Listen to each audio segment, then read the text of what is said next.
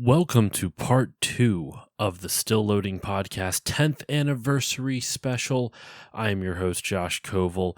This little intro here is preceding everything because, if you haven't listened to part 1, go back and listen to it and letting you all know you should go listen to part 1 first. But of course, I want to shout out my Patreon supporters who are subscribed at the $3 level and higher. Shout outs to Charles M., Eric H., Gilmer, Kevin from the Bit by Bit Foundation, Stephen P., and Mr. Biscuits for their wonderful support over there. Go over to patreon.com/stillloadingpod and check out all the stuff that it has to offer. But yeah, we are going to kick it off now over to the interviews. And then, you know what? Actually, right before we go over to the interviews, I should at least play the intro, right? Just because it's part 2 doesn't mean you shouldn't get the Still Loading theme song. So after the theme song, you're going to hear 5 more interviews with friends of the show and then a Q&A at the end. So with all that said, future editing Josh, hit the theme.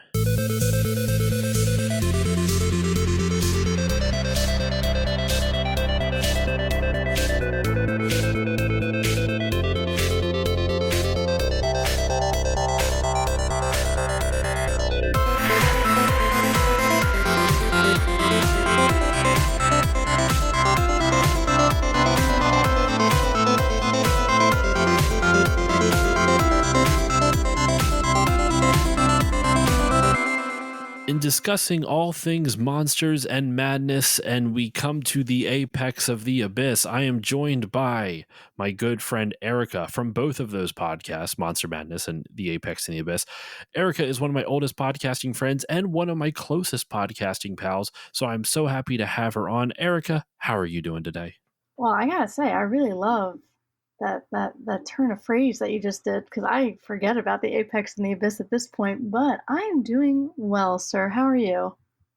I'm doing fantastic. It's been 10 years of still loading, and it's never not loading, never going to stop. We're just going to keep on loading until I die at some point. Oh my God, this just got dark. God, morbid. Oh, I can't believe it's been 10 years. I know, right? I know. And it's funny. This is going to the questions I've been asking all the podcasters are going to very much tie into my origins as because you kind of started your podcasting journey around the same time that I did. So because I remember we Yes. first connected at work talking about Jay and Silent Bob, lots of Mm-hmm. Kevin Smith stuff.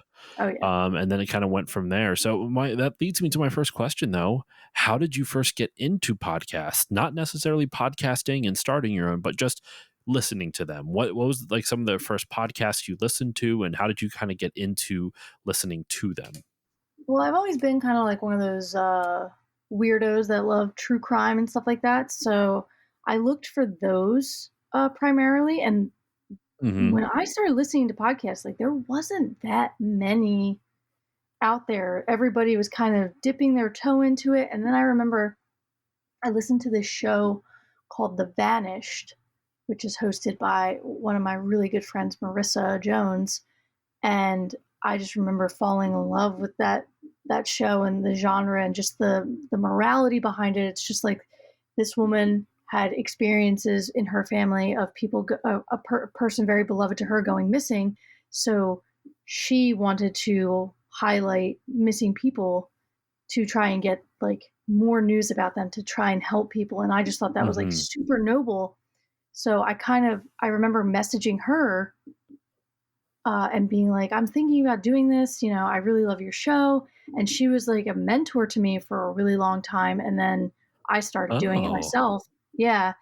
And me and her have maintained a friendship for, now I'm counting it, it's probably been almost 10 years. But other shows that I listen to, I can't remember. Like, that's the one that sticks out to me the most. I remember listening to Kevin Smith stuff because he was one of the original OG, like, Yep. podcasters. I mean, man, a lot of NPR, and I still listen to NPR. So stuff like that, yeah. But mainly true crime. There are a couple true crime podcasts. Like I don't want to really name drop because the host is kind of an insufferable jerk, and hopefully he doesn't podcast for too much longer. But he's still a cockroach that's around. But Generation Y is Mm-hmm. also a true crime podcast that I listen to. That's a great one. That one's been around for a super 10, 11 years at this point. That got me into just listening to these audio stories. And then there was one actually, now I'm like, my muscle memory is working. I think it was called Archive 81, and it was the first audio drama that I listened to, that it Oh, wasn't true stories being told or interviews or anything like that. I don't actually remember the premise exactly, but it was this really interesting uh, audio drama that I absolutely adored. Oh, and Alice is Dead, I think, is one too that I remember listening to about a decade ago. That I was just like, this shit is incredible. And here we are, still podcasting, still still. hoping people think what we say is interesting. And it's kind of cool to see, like, just thinking of still podcasting, not a pun on my show, but like with Monster Madness, it's cool to see how that show of yours has grown over the last like couple years or so. Yeah, I mean, honestly, Monster Madness was a drunken inception of mine when I was in Chicago for a true crime podcast festival, which was called the True Crime Podcast Festival, um, Hmm. that my friend Lainey and a few others host every year. That was the only one I went to because then it was the pandemic and then just life gets busy. But my friend Matt, who I had been on his show, Podcast of Terror, him and his wife came to Chicago because it's only a few hours drive from his home in Wisconsin. He came and to meet me in person for the first time because me and him had been friends like digitally for years. And we went to some sort of like later in the evening event for the festival, and we all weren't really paying attention. I just remember I got a little tipsy, and me and him were talking about movies and stuff like that, and like all these movies that he had seen and I hadn't, and vice versa. And it just kind of like the gears and the cogwheels of my mind kept turning. I was like, you know what? He hasn't seen some of my favorite like horror movies because he's not inclined to watch these at all because they don't fall into his genre. And he would 100% do a podcast with me, so I'm going to make him watch all the movies that I want him to watch, and I'm going to say it's for the sake of a podcast. And here we are, like 4 or 5 years later, and he's still watching really shitty movies that he hates. That's what I call a true friend right there. That is true You know what? friendship. It truly is.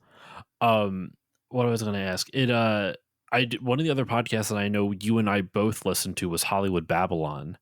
Uh, and Oh, love it. yeah, it's still honestly still pretty good. They still do Liam Neeson's cock jokes at the end of every episode, which you would think. I know I've texted you a few times. You're like, they're still doing that, and so I think we're on opposite ends of like, I'm like, fuck yeah, they're still doing that, and you seem to be more like, yeah, it's fine.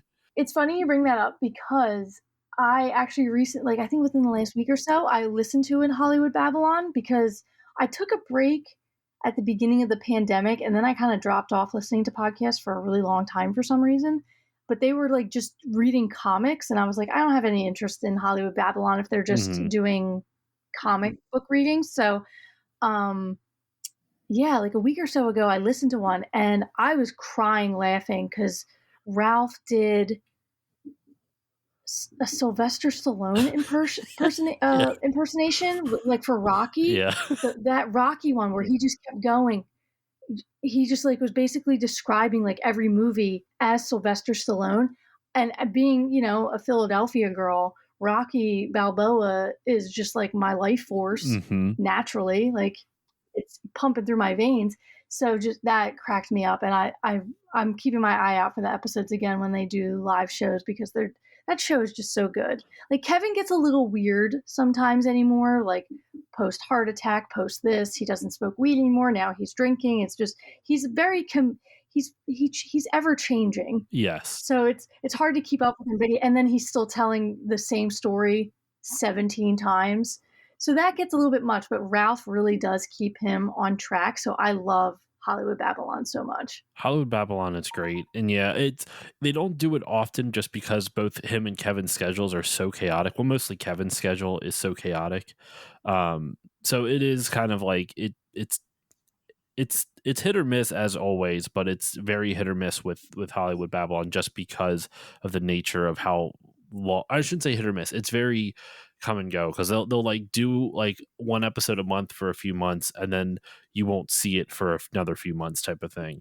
I still love that show though. But I want to move on to the next question, and you already answered one of the ones I was going to ask, was what made you want to start your show. You've already answered how Monster Madness began, and you kind of alluded to Apex in the Abyss. But I want to ask, and I guess we'll stick to Monster Madness because Apex is pretty much on a permanent hiatus, correct?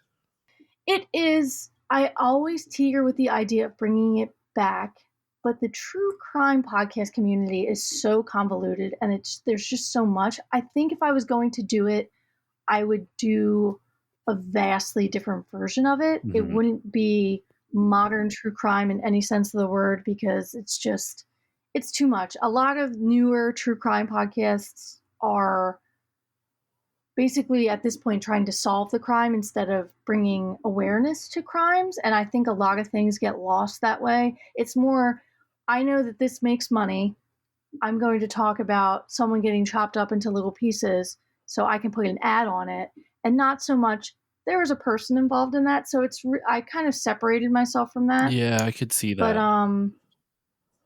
yeah. I didn't even think But about your like. question was, Oh, sorry. I didn't even ask. I didn't even get to ask you the question. What I was going to ask was, how did you find your voice for Monster Madness? Because every podcast goes through a growing period. Very few come out fully formed. So I was wondering with Monster Madness how you and Matt have kind of honed the voice and vibe of your podcast over the years. I honestly think, I mean, me and Matt just really feed off of each other in a way that I've always told him he's the brother that I always wish I had. Mm-hmm. And I have a brother, but we're not getting into that. But he is just because me and Matt met because of Apex. So I will always be grateful for Apex, Mm-hmm. because I had mentioned on an episode in an intro, because Apex, funnily enough, I have a very different voice when I talk about true crime, because I try to keep it neutral and not sound as Philly as apparently I sound. But I had talked about being a fan of the movie Scream in an intro, and Matt had come across Apex somehow. Because, not to toot my own horn, it was fairly popular Oh amongst the yeah. true crime community for a hot minute. And it was nice. I'm not gonna lie. And he reached out to me and he was like, "Hey, heard on the podcast that you like the movie Scream a lot. It's your favorite horror movie.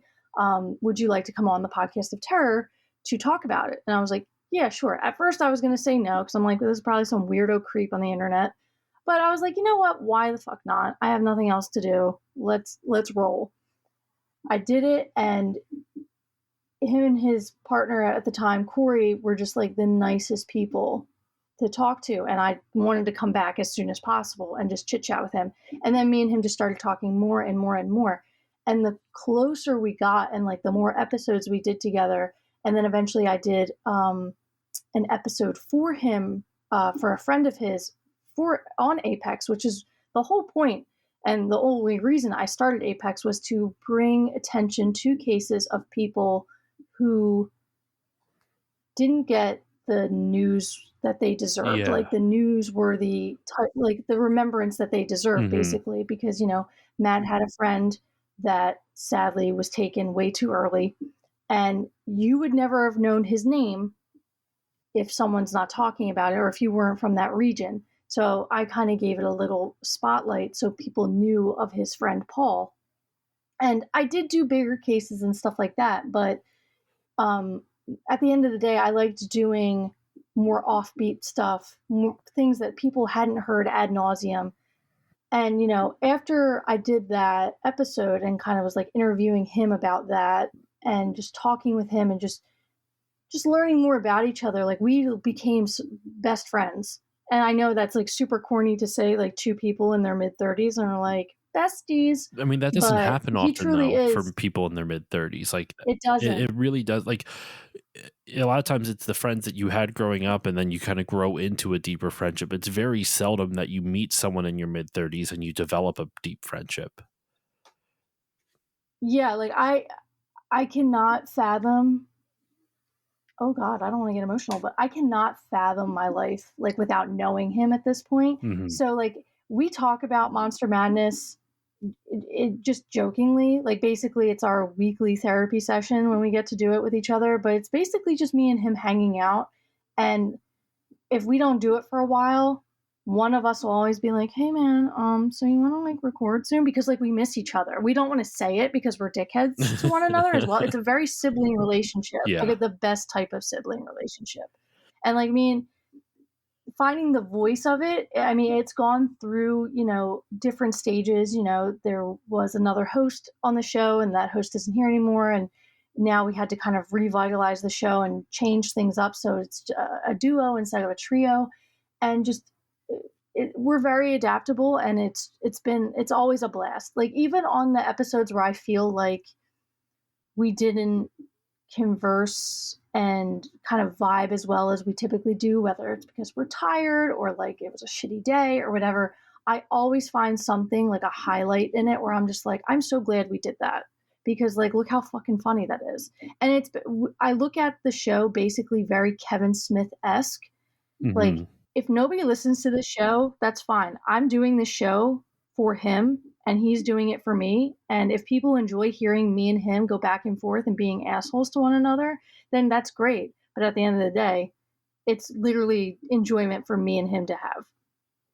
And that really shows. Like I love Monster Madness. I text you a lot after like when a new episode drops, usually with random shit that just makes me laugh. And I love that it's not. This is going to come off sound passive aggressive, but you Hit guys me. take it's so different from the way I do movie podcasts. Like with Still Bonding, since you've been on it a bunch, like that's like beat by beat, and you guys just do like a Cliff Notes version of the movie, talk about some of your favorite things, and then you shoot the shit. It's almost like the it very much feels like the movie is just an excuse, like you were saying. It's your and Matt's like excuse to hang out, to talk to each other. And I kind of like that. I like that it's a movie podcast that clearly loves movies, but it's not necessarily just about the movies. It's about the friendship around that the movies bring. Exactly that. It definitely, like the movies, I remember in the very beginning, I was very like, we need to take notes. We need to dissect this movie from top to bottom. And I'm like, there's 4 paragraphs on the wiki. Fuck. I'm like, all right, I guess I'll read it because like I just want to talk about it. Like I love the segments that we have. Like I love talking about the random fun facts of the movie, like our monster minutiae. But honestly, there's this new segment on the show called, and I'm really sorry, still loading. I'm sorry, still loading audience. If I mean, I swear vulgarity it's fine. I know it's like if you're about to vulgarity say. isn't your thing, my bad. But we have a segment at the very end that kind of just came organically by talking called Does It Fuck? And basically, because me and Matt constantly text each other, like I literally texted him yesterday because I bought a spicy mustard sauce, which will probably be featured on a future episode of Monster Madness. And I was like, Matt, this fucks. Like, it's so good. My mind is blown. And that's basically the whole segment. It started with like cleaning products, and now we're just talking about food, what have you, of going throughout anything during the day, being like, this pair of socks from Dickies, they fuck. Like, just random, the most random things in the world. But again, it's just to get a yuck out of either one of us, and that's all that matters. Well, I have something that you can shout out for the Does It Fuck segment. All right. Hit me. Nature's Miracle, the dog piss cleaning up thing. Uh, Okay. you know why it fucks? Not only because the smell isn't awful, it does a good job of masking it. It's a stain remover.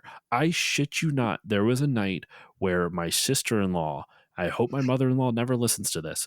My sister-in-law spilled something and her mom was going to freak out. And we're like, hold on, we got this. We brought over the Nature's Miracle, once again, meant for cleaning up dog piss. And we sprayed it on there, let it sit for about 10 minutes, wiped it up, no fucking stain. Nature's Miracle fucks. It's amazing, isn't it? It's incredible. That's how I felt about So there you go. Dawn Power Wash dish soap when Matt introduced me to it. He's like, spray that on to anything caked on a pan or in a bowl.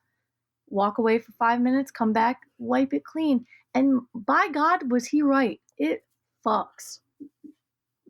And Dawn, isn't Dawn like actually like it doesn't hurt the environment or some shit like that? I mean, what doesn't hurt the environment at this point? That's true. Well, no, like Dawn dish soap is known for like that's one of their marketing. But now, granted, it is marketing, so it could just be full of horse shit.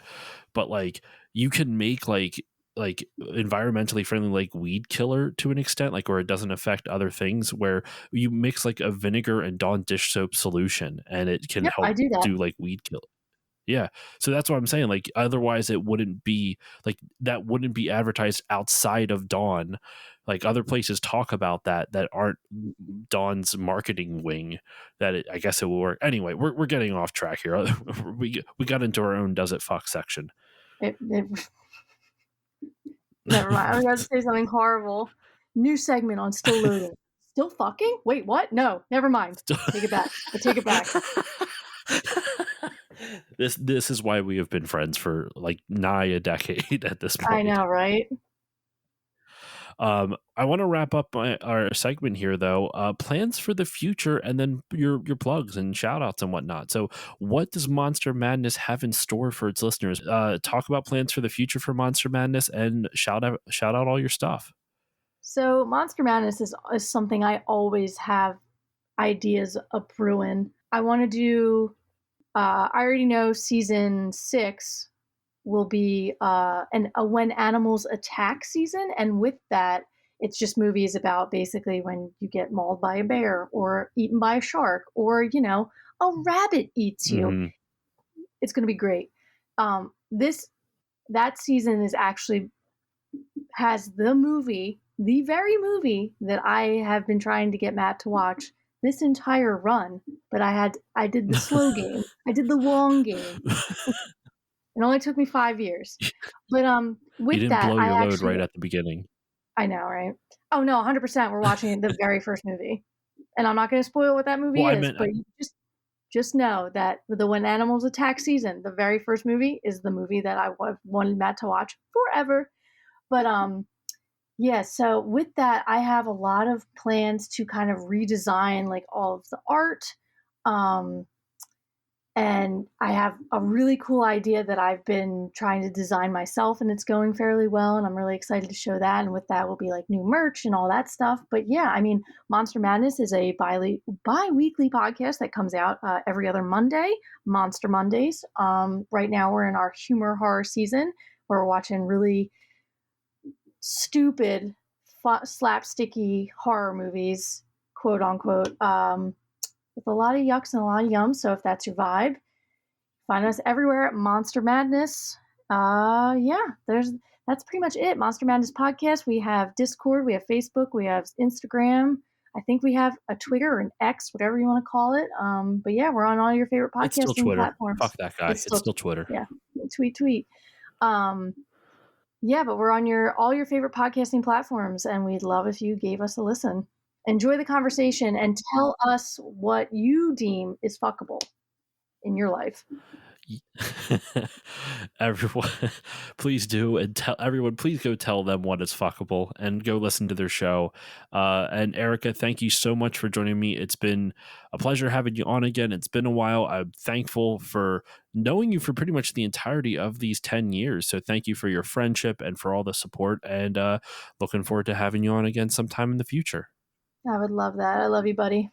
Congrats on 10 years. Thank you. He's an addict. He's British. He is the British Bond addict. I am joined right now by my good friend Chris, aka the British Bond addict, to talk all about all things Bond, sort of, and a bunch about his Instagram page. So I am joined now by Chris, the British Bond addict, over on Instagram. Chris, how are you doing today? Well, first of all, I think congratulations are in order, Josh. 10 years, that's nothing to be sniffed at. That is a third of my life. Well, that's exactly. Imagine all the people that during COVID will go, I'm going to start a podcast, and look at what you've done. I'm already 6 years into that at that point. I was already 6 years. I was 6 years old in this. But yeah, that is wild to think about. I didn't even think about that. Yeah, 10 years is 10 years to dedicate to anything is a huge accomplishment. So massive congratulations to you, Josh. Well, thank you kindly, my friend. It's a pleasure having you back on the show, back on the main feed for the first time in a while.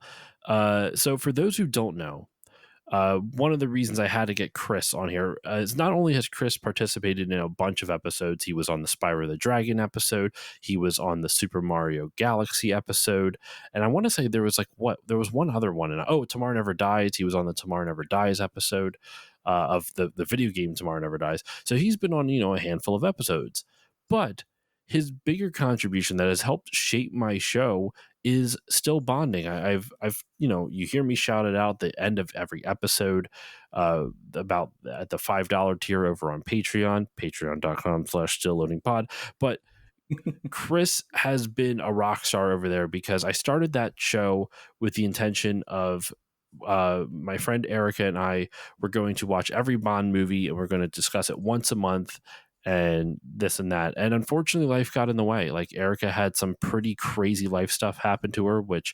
it was unfortunate. It really sucked. But I don't know which order I'm doing this in, but either you've already heard her or you will hear her. She's on this episode. So as you can see, there's no animosity, but stuff happened, and Chris here was a goddamn hero, an absolute legend, and he has stepped up in so many ways. Whenever I need someone for Still Bonding, he's almost always game, even though that involves watching a 2-hour Bond movie and then discussing that 2-hour Bond movie for 3.5 hours.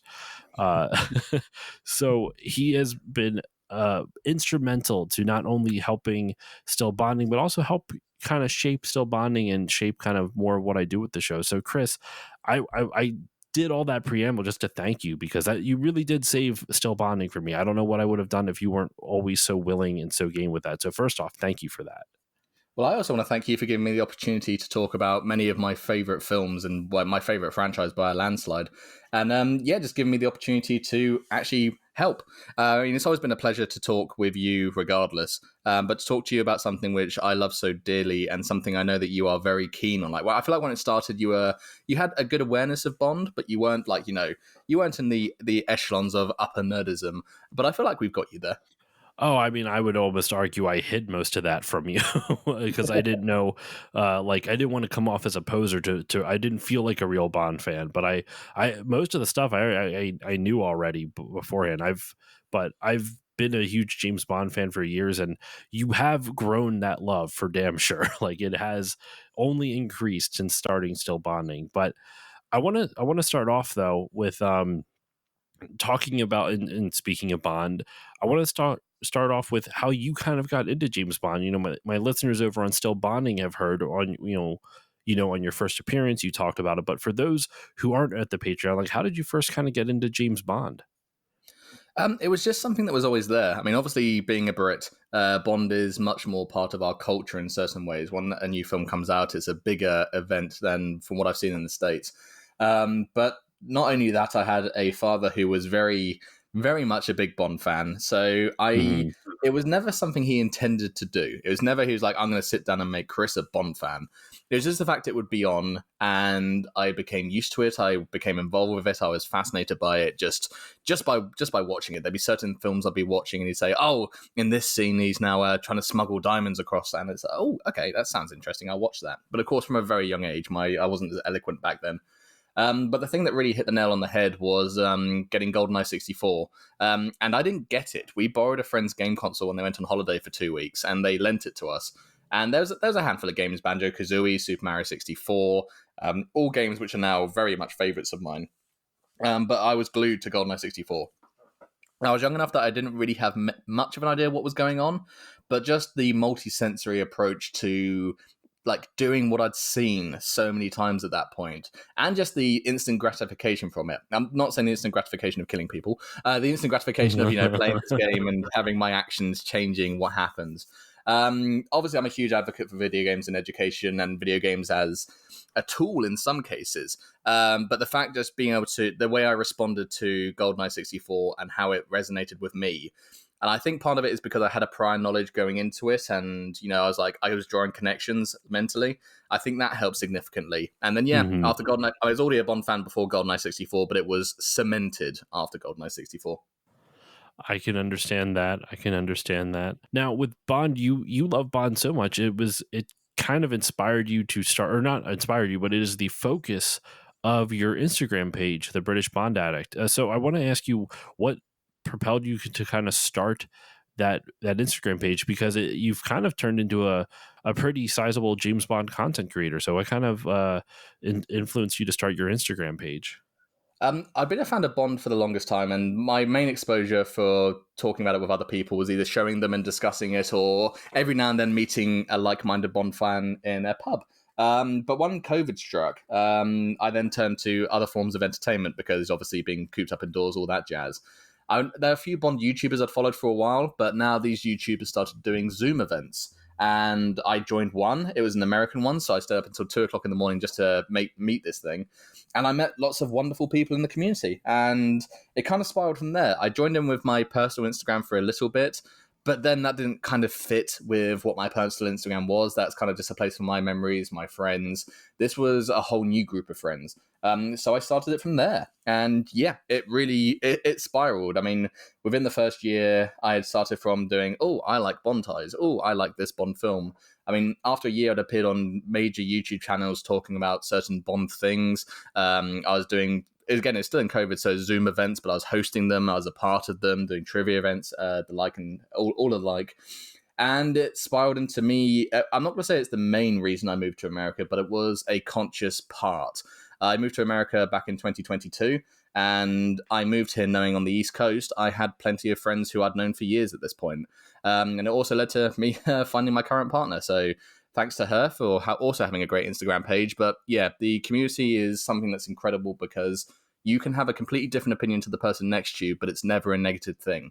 You can talk, like, no Bond fan has the same top list. Like, no Bond films are ever in the same order. And while somebody might put a film that you don't particularly rate very highly as their number one, it's never, how could you put that one number one? What the hell is wrong with you? It's always, the conversation always is, why is that there? It's a community that breeds conversation, breeds friendship, and breeds fun. And it's been a life-changing part of my life at this point, and it's led to so many different things. This podcast I've done with you consistently. I mean, it's wonderful how many friendships have been made because of me starting an Instagram page in the middle of COVID. It's so funny because, like, I met you through your partner's Instagram page as well, and it is kind of crazy how, like, the Bond community. It's really, I love seeing the Bond community events. I'm also a little jealous of them. I wish I had more free time to not only meet up in person, but do some of the Zoom stuff. Like, I always see you guys doing Zoom events. It seems like so much fun. I'll get my girlfriend on it. She normally hosts it, so I'll get her to get you in. That would be wonderful, assuming that I'm not either A, recording, B, editing, or C, playing some other game or doing research. But so, if I'm not doing that, I will set aside some time. When are you ever not doing that? What? Sorry? When are you ever not, like, you have the most insane podcast of people I know. I find time somehow. Actually, I have to figure out time to play a game off stream and everything soon. So I might have to drop a Twitch stream, because the one game I need to play, I can't stream it due to, like, the technical setup and everything. So I might end up having more time. Who knows? But no, I love seeing all of your Bond content, like, not just because I like James Bond, but I like that it's not just, how can I put this? There are some other influencers, and I'm not saying this to, like, throw shade at them or be passive aggressive, but it's just not something I'm that interested in, where it focuses on the Bond lifestyle. It's just because that never really appealed to me. As much as Bond's fashion, I can understand, is appealing, the Bond lifestyle just does not seem good to me. But, like, what I like about your page is it's more of a celebration of Bond, and both in terms of just, like, what movies you like, and the all the things that surround it, and the fans around it, but also, like, the fashion, like the fact that, like, you've kind of turned into, like, the Diamonds Are Forever tie account almost. Yes, I've had numerous people. There's a YouTube video that went out recently, and two very major Bond content creators in that were like, "Oh, Chris, that's the pink tie guy," and I love that. I am all about that reputation. For those who don't know, in Diamonds Are Forever, Bond wears a very kind of bizarre, I don't know if bizarre is the right term, but it you don't really see him wear anything else like it throughout the series, of this pink tie that's a little bit shorter than normal, right? Little bit. Yep, it's just it, but it's not like too A hell of short. a lot shorter. Is it a hell of a lot shorter? Oh, for somebody who is at that stage, Sean Connery was moving on in age, and he was filling out as people do when they get older. He wore the tie in such a way that it does not complement the figure that he had now inherited, shall we say? Oh, Connery. I love that is like what you've latched onto. It is such a, like, and I mean this once again sincerely, it's so silly, but I mean that as a compliment. Like, there's something wonderful about something that's not serious, and I love that. I love the tie. I'm all in for the tie content. Oh yeah. Well, it's the sort of thing as well. It's like, I will happily poke fun at the silly, but it's always from a place of affection, and I think people understand that when they see my content. And dude, it took me so long to be able to laugh at Bond, not in like once again, not in a negative way, but like, I remember when the Austin Powers movies came out, I was mad that people liked them more than the Bond movies. Because I'm like, Bond is serious. How dare you make fun of James Bond? And meanwhile, I'm like, as an adult, I spend like 30 minutes of a podcast talking about a pigeon triple take. Yeah, it's a weird sort of thing. I had the same mindset for a very long time. I mean, I held Bond very dear, both for my family connection, and it was always the serious spy thing.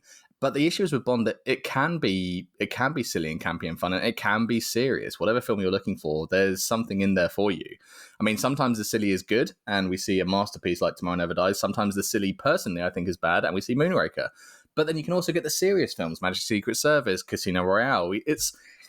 You can't give it one specific title, let alone even genre in some cases. And that's the thing I love about it. Sometimes people gravitate towards the silly and the fun. Sometimes people gravitate towards the serious. I love all of it, and I'm happy to talk about all of it with anybody at any time. And that's why I love having you on the show, both Still Bonding and also the regular show. Now, before we start wrapping up this little interview, what we've talked a lot about how you kind of gradually turned into the pink tie James Bond guy. Pink tie James Bond guy. That sounds like a YouTube channel name. Oh, that should be my second account. There you go. Pink tie James Bond guy.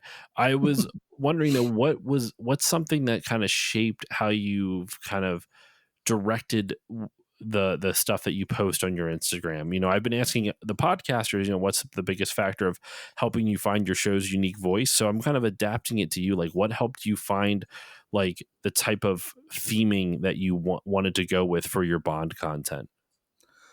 This has always been the biggest compliment to me, that people like yourself and other people have asked me to be a part of their shows, because I've never had a direct vision.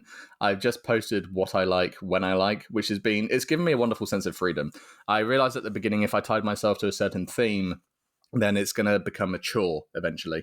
I mean, there's certain things I do where I post because it's a certain event, or I post because it's a certain tie-in. But normally I just post what I feel like posting. Granted, this sometimes leads to some moments where there's not very much I have for a while, because there's no content I want to produce that's not forced. There's no content I want to produce that is forced, sorry. But quite a few times I just post what I like, and sometimes what I think will bomb actually ends up being the post that gets the most people talking. It's always been about a sense of enjoying myself, having fun, and just sharing my lifestyle with Bond. Like, obviously I know we talked about Bond lifestyle stuff, but talking about the posters I've got behind me. Right now I'm doing a mini project where every day I'm wearing a different collection. I'm wearing a different one in my grand collection of ties. And even that in itself has become like wonderful. Like, it's not just been me posting a different tie every day. It's now an excuse to post a different tie with a piece of music I like. And it's rarely Bond related. I've put Spyro music up there. I've put Miami Vice music up there. I've put Queen songs in there. It's just documenting certain parts that I enjoy about my day-to-day life, and it's always been that way, and that's never going to change. I'm never going to just be like, okay, now I'm only ever going to post like Pierce Brosnan stuff because this month is his birthday. It's Mhm. always been what I feel like posting in the moment, and sometimes the stuff I post has a very tenuous link to Bond, but I enjoy it, so I'm going to do it. No, that makes sense. That's kind of how that's how I kind of do the show a little bit, the podcast, because I don't stick to I don't stick to retro or modern. I do a little bit of everything. Mhm. I'll do like I did an episode last year called like Halo 2 Rocking Chairs, Halo 2 and Land Party Memories, which was more about like personal history type of stuff, and it was kind of like this like series of interviews with people in my life, and I don't really do stuff like that, so I can understand that kind of freedom of not really worrying about like theming. Like I might do theming every now and then, like I'll do Mario month, as as you've been a part of both years actually. Yes. Wait, no, Well, were that's the thing you? as well. Oh, you were Uh, on. Yeah, I totally forgot you were on the most recent you did a Mario Kart episode as well, right? I think I did, didn't I? I don't know. At I this point, am it all becomes a bit of a I blur. am completely blanking. Sorry, continue with what you're saying. I'll look it up real quick though while you're It's talking. it's been a nice compliment that what I have deemed like the voice that you see as you were saying, the voice of your page, the voice of your content. It's always been my own voice, and it's been the most wonderful compliment that that's the voice that people have wanted to hear from. It's like yourself in particular. And it also means I don't have to put on a persona when I join a different podcast or if I do a different thing. It's not like, okay, this is a still loading pod. I've got to be, oh gosh, I've got to be a Brosnan fan for this one. I've got to be a Roger Moore fan as well. I've got to be a Lazenby, not enjoyer. I never have to like worry about what I say on a podcast because my voice has always been my own.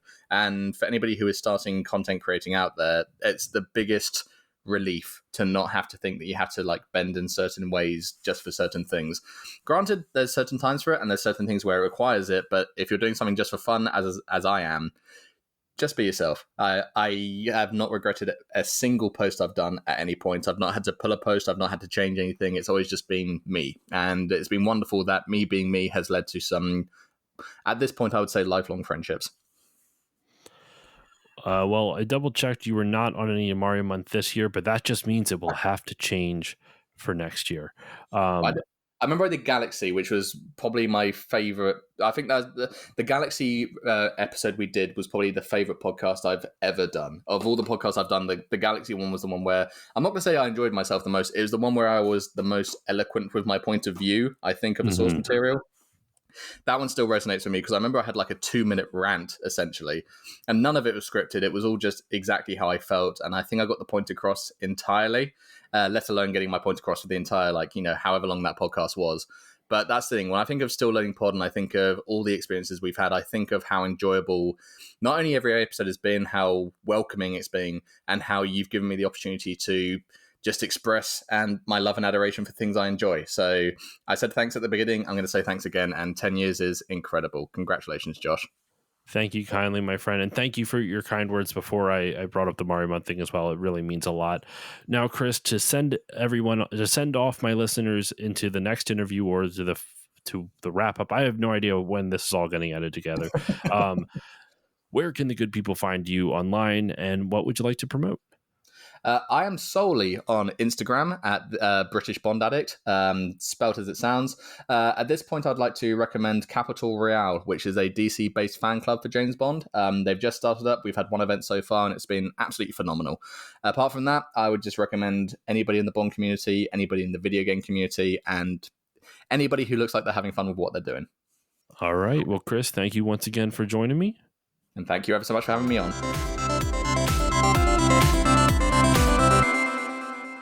Joining me now to tell all the tales of the backlog is my good friend Dave Jackson from the podcast Tales from the Backlog. How convenient is that? Dave, thank you for joining me. Thank you, Josh. Again, I'm flattered that you would invite me for a monumentous occasion, 10 years of still loading. Thank you for the invite. Happy to be back. Dude, thank you for coming on. It's been actually well over a year since you were last on the show, but I wanted to have you on. I wanted to have you on mainly as I was telling you off mic, and now I say I'm honest with you both on and off mic. But I was telling you off mic the reason I wanted to have you on is because besides being a good person and like a friend that I've come to know over the last couple of years through podcasting, you put up with all my sounding board requests, meaning like is and be like, hey, who do you know anyone who likes this game? And because of stuff like that, I had Jill Grote on for Tunic and Yeah. Dre from Fine Time on for Dragon Quest, which by the time everyone's hearing this, those episodes are already out. And there's, a bunch of other episodes. There's actually, I think Ryan from, oh gosh, Lightning Strikes Thrice, right? That's the Oh podcast. yeah, yeah. Hell Yeah. yeah. We never completely linked up just yet because shit got a little crazy. But when I am ready to play the game that I was talking about with them, then I will reach back out to them. Hopefully they'll still be interested. But either way, you have helped me get guests numerous times for the show. And besides all that, you run a fantastic podcast. So I'm happy to have you back on for this.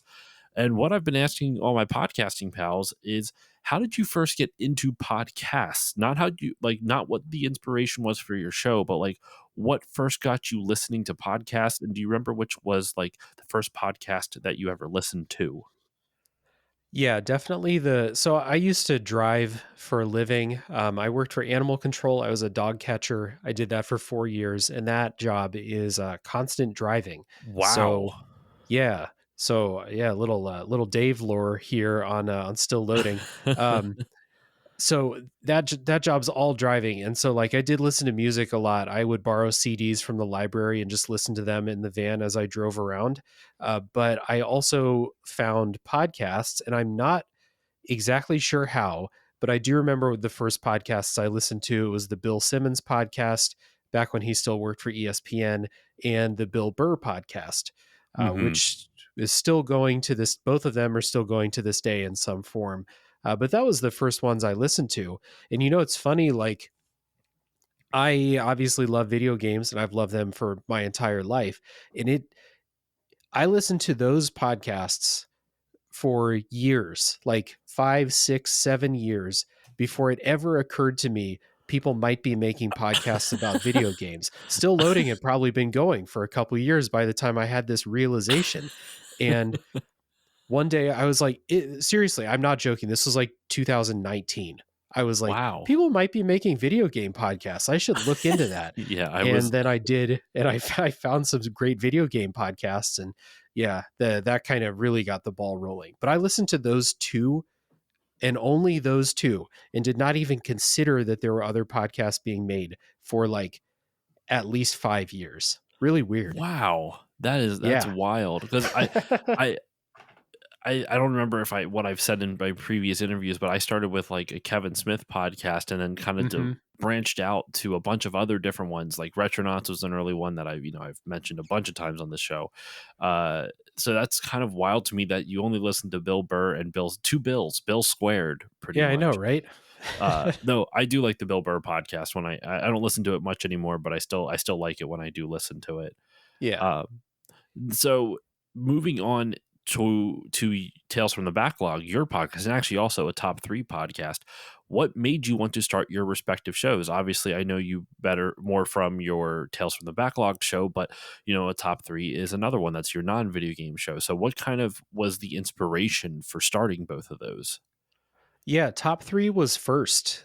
We started that show about 6 months before Tales from the Backlog started, and the inspiration for that was that Anchor, as it was once known, Spotify for podcasters now, Anchor was starting to kind of make the rounds. It was during the pandemic. People were trying all kinds of creative projects. Everyone learned how to bake bread, and then they learned origami or whatever the hell they did. And then people found out like, oh, you can make a podcast for free and they'll upload it to all these other, Apple podcasts and stuff. You don't have to worry about any of that. And another friend of mine started a podcast, just him and his wife talking about like birds they see out in the yard and stuff like that. Just like a fun way for friends to catch up with their friends in a way. We'll just listen to like my friend and his wife talk about what's going on for 15 minutes. And it's kind of funny because they're funny people. And, but we kind of got that thing was like, oh, podcasts are actually, I always assumed it was a lot harder to make than it actually is now. So me and the 3 guys on top 3, we've been doing top 3 lists together for a long time. So we just said, hey, why don't we get together, do some top threes and record it. And I don't know, we'll have fun doing it. We'll put it out. Literally the friends in our group chat and like my mom might listen, and that's it. But from there, once I got familiarity with how to do a podcast, then I started to think about like, what is it that I would really like to do in this medium? And video game discussions was always the thing. So that's where Tales from the Backlog came from. Oh, okay, okay. With knowing how the top three and Tales from the Backlog started, what would you say is the biggest factor in finding your unique voice for your show? I feel like that's something that a lot of podcasters, I don't want to say take for granted, but underestimate how long and how tough it can be to do. And I'm just curious for your own shows how you kind of found your unique voice, or like how you kind of found your groove, for as it were, for these two respective podcasts. Well, first of all, thank you for at least insinuating that I might have a unique voice in podcasting. For top three, that one's easy. We just do it the way that we do when we hang out. We've been friends for 20 years now, so it's easy to do that. For Tales from the Backlog, I think it just came from starting with really like rock solid inspirations for the show. Like there are two shows that I kind of said, this is what I want my show to be, and I mashed them together and then added a little bit of my own thing onto it. But I don't know, like Frank, I'm not good enough to copy somebody else's thing. Like that never really occurred to me. And I'm copying little bits of people's formats a little bit, but I couldn't copy somebody's whole shtick. Like I don't have the talent to do that, even though that sounds like something you wouldn't use talent for. You get what I'm saying? Like it always just was, I just want to talk about these things the way that I want to talk about them. Mm-hmm. And I think that over the years, one of the things that's helped me grow is having such a diverse and wonderful group of guests like yourself. You know, like every episode of Tales from the Backlog has a different guest on it, and there's repeat people, of course, but I would say I've had, you know, almost 100 different guests on the show in some form.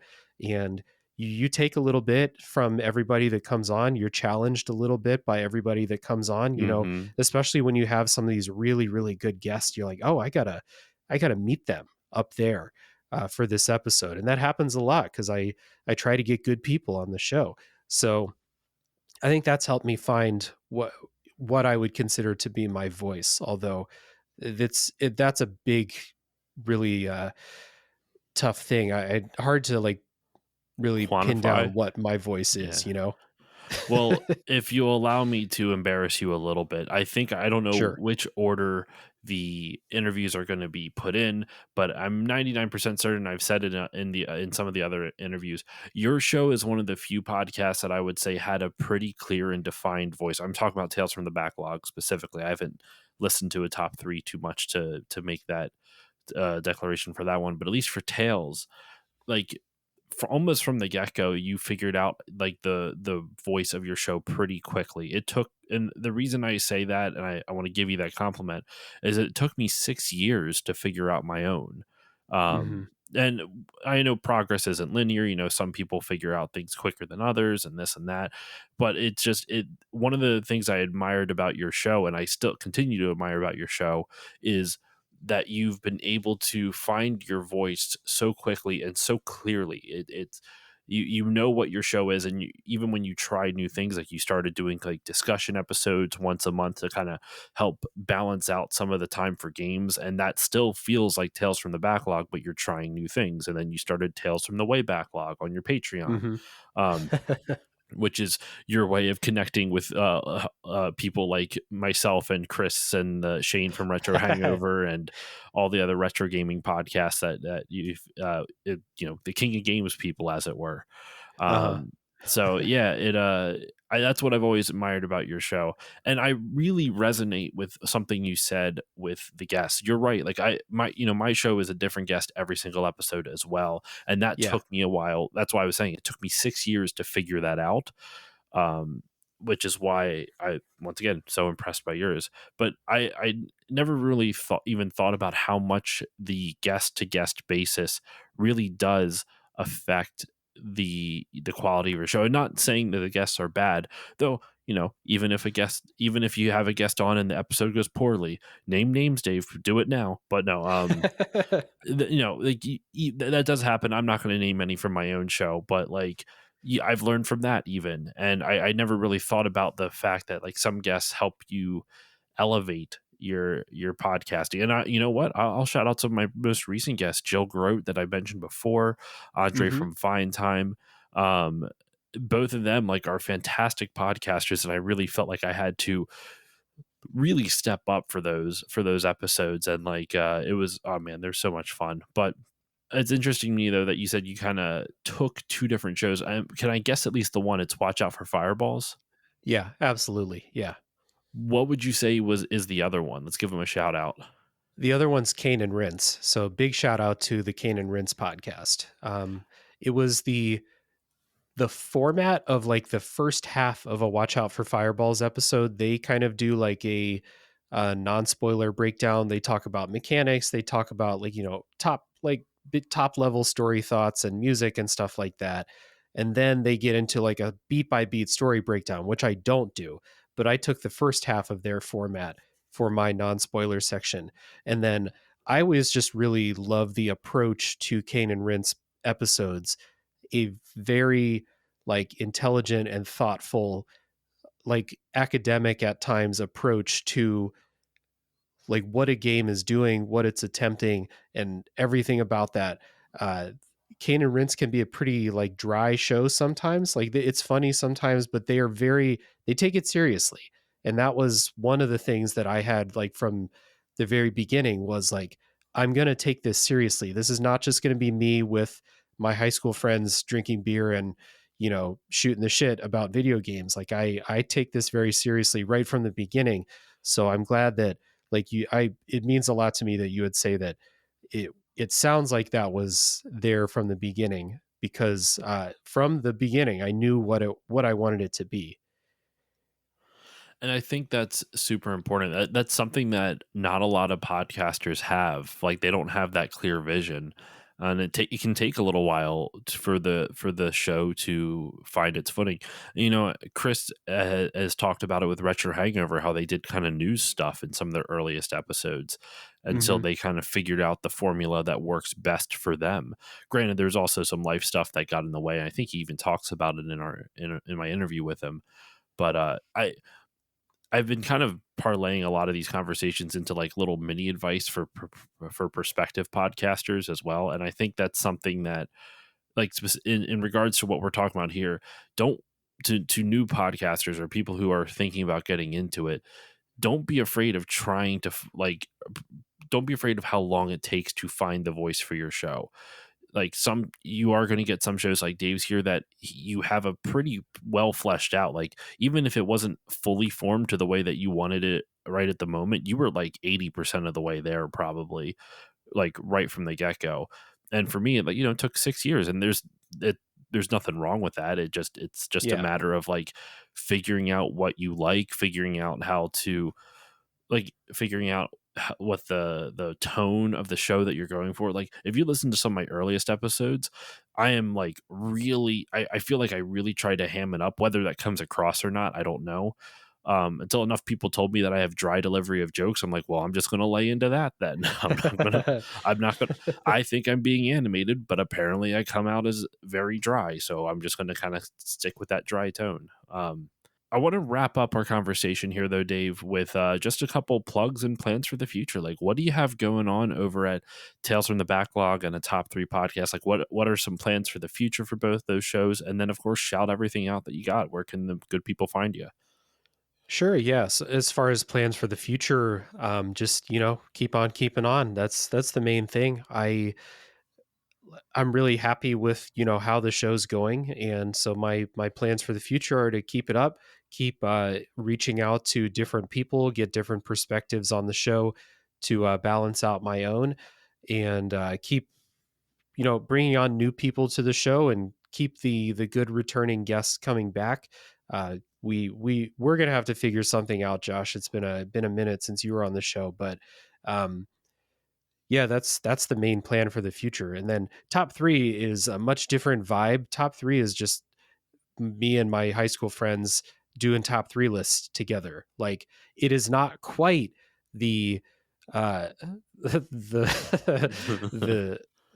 what's the word? It is the not quite academic the nature of Tales from the Backlog. it is not an academic show, that is for sure. And I was about to say, like, it's not quite the dreaded, like, 4 white dudes drinking beer and just, talking about nothing for 2 hours. It's not that. Like, we have a topic, it's very structured, but it is a comedy show first and foremost. So that's easy. We just keep doing lists. That's all that is. But yeah, so as far as like where people can find it, if they're interested, you can search a top 3 podcast. That's the number 3 in there, and Tales from the Backlog. Wherever podcasts are found, you'll find me. It's the same thing everywhere, same artwork everywhere. Top 3 is just top 3 lists, and we do draft episodes. Tales from the Backlog is every week is a deep dive on one specific game with no spoilers for a while. So even if you haven't played that game, you can still get about an hour of podcast talking about it before we get into those spoilers. And Josh has been on the show 2 times. We did Eco last time, and then the one before that was Chrono Trigger. So two good episodes to start with. And I've joked about it before, but I actually sometimes feel bad about that Chrono Trigger episode because I don't feel like I prepared well enough for it. But I can tell you now, the Eco episode, I prepped the shit out for that episode. I'm like, I'm going to do it justice better than I did the Chrono Trigger one. So those were both super fun. So thank you again for having me on. And listeners, please go check out Dave's show. It is a fantastic podcast. If you've taken anything from this segment, just know how much I love this show. So please go check it out. Dave, thank you once again for joining me. Yeah, of course, man. Again, I'm flattered that you're getting 10 people, only 10, and that you thought of me. I really appreciate the thought. It's been great talking with you as always.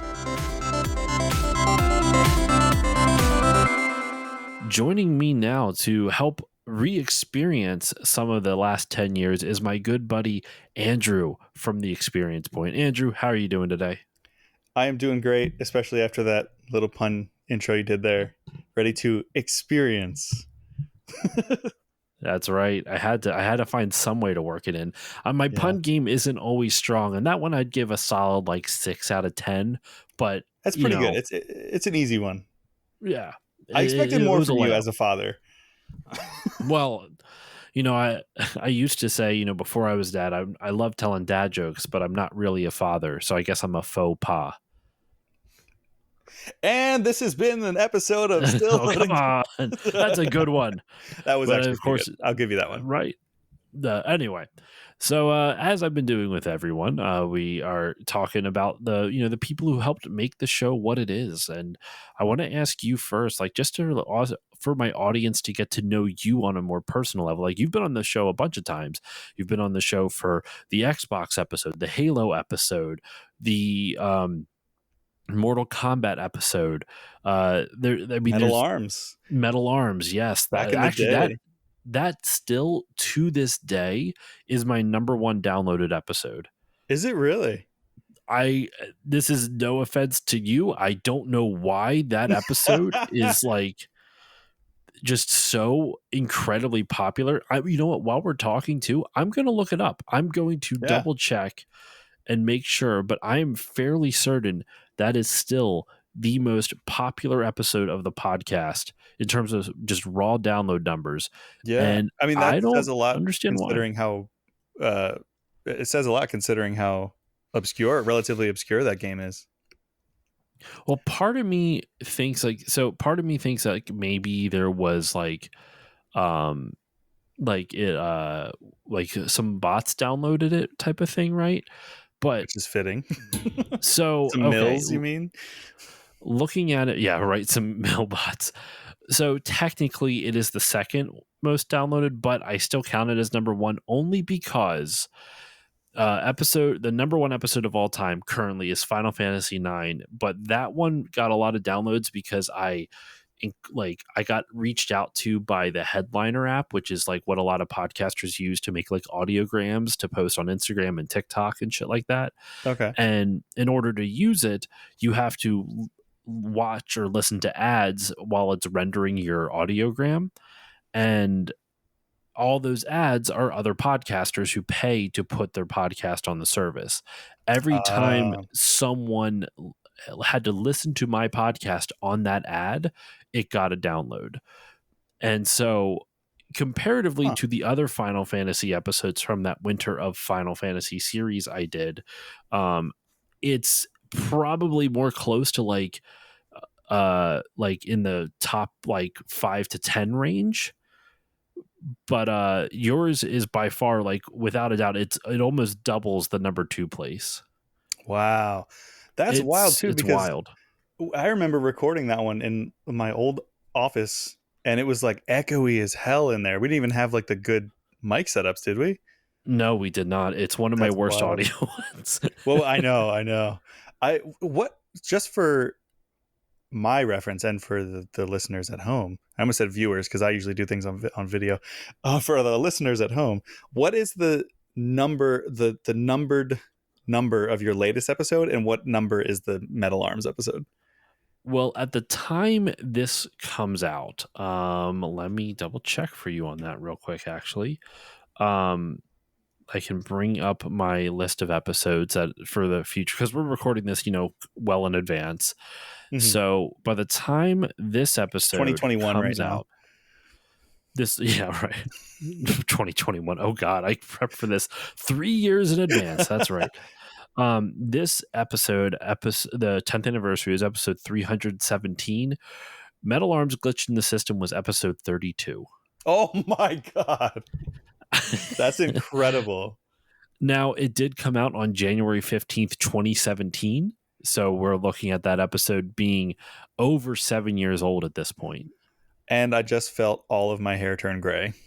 Right? It is just nuts to think about.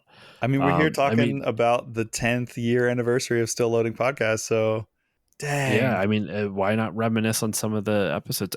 Yeah, you've been on a ton of the episodes. I mean, I don't remember all of them off the top of my head, but we did one of my favorites that we did like a crossover for the Experience Point, where there is video where you can see it on YouTube. Oh, was it Eco and Shadow of the Colossus? Yes. It's funny, I actually did an episode on Eco on my buddy, actually someone else who is one of the interviews on here, Dave Jackson from Tales from the Backlog. And I joked on that episode, I feel bad. We're like, for our episode, I didn't even beat the game. I like played a little bit of it. I'm like, that's good enough. And for his, I actually beat it all the way through. And I'm like, this is my redemption arc for what I did on my own episode. Nice. Wait, you didn't? Was it Eco that you didn't beat, or Colossus? Eco. I've already beaten Shadow of the Colossus before. Okay. I was going to say, I really hope we didn't talk about the end of Shadow of the Colossus without you beating it. No. I beat Shadow of the Colossus. I did. Yeah. I mean, I didn't beat it for the episode. I had beaten it years prior. Right. Yeah. But so I had beaten it. That's a game that I love. What? Sorry. I was just going to say, that is a game that I love and I really want to revisit. The Blue Point remake, the PS4 remake, is stellar. Mm-hmm. That's what everyone keeps saying.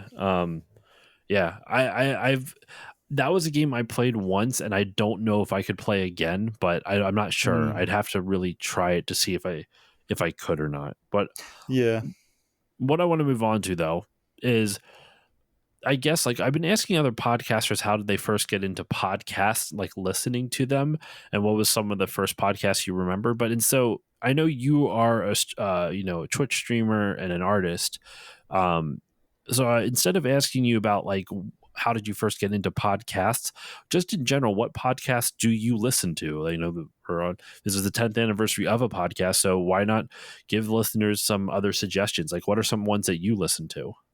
Ooh, great question. So ironically, besides my own, of course, besides this one right here.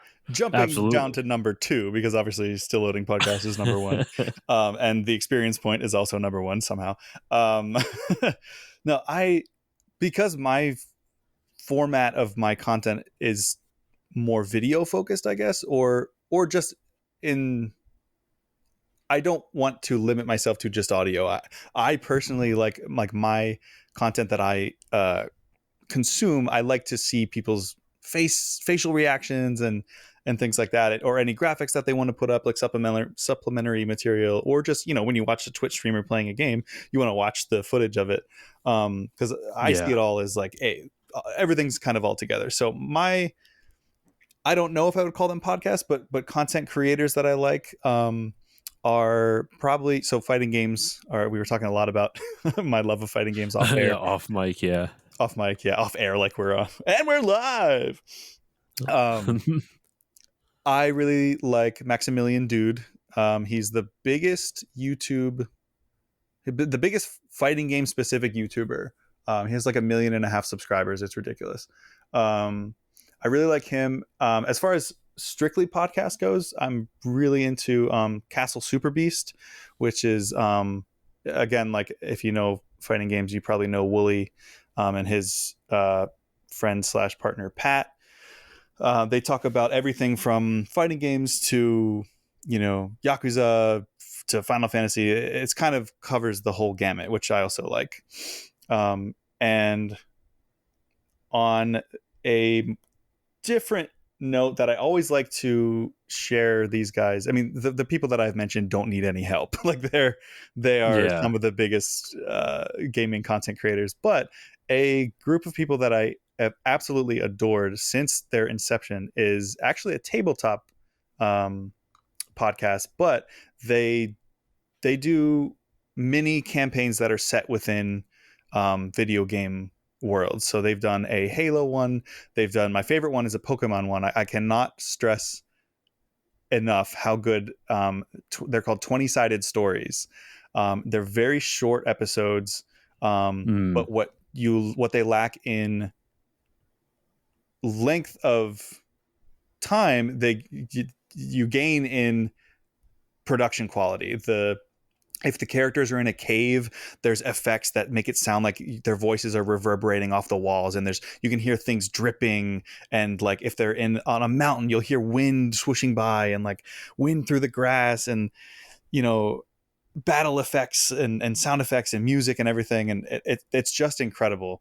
And they somehow find a perfect line between dramatic and comedy. It's mostly comedic, but I highly recommend checking out 20-sided stories, specifically their run on Pokemon. But that's the kind of content that inspires me. That's awesome. How'd you like That's that cool. very short answer? I know, dude, it's a podcast. If you gave me short answers, I'd be pissed. I mean, I've had actually, no, I'm not going to name names. I've had guests though that have, anyway, we'll leave it at that. Straight under the bus. Yeah, right under there. You're never coming back on here. Yeah, but I'm going to use this 10th anniversary to ostensibly fire most of the guests that Josh I've had. is coming out. Yeah, and I'm just going to be a real heel, a real shit to everyone. Oh, not anyway, the heel turn. 10 years Yeah, on, right. he's going evil. Nega Josh. Evil. It just turned into Evil. just a parody of Mermaid Man. Yeah. Anyway, Shut up, you old coot. now for your own content, you know, you started a show called, or a YouTube channel and a Twitch channel called The Experience Point. What made you want to start your show and start your content, I guess? Because it's kind of a show, but kind of not. You kind of do a little bit of everything. So what made you want to start content creation in general?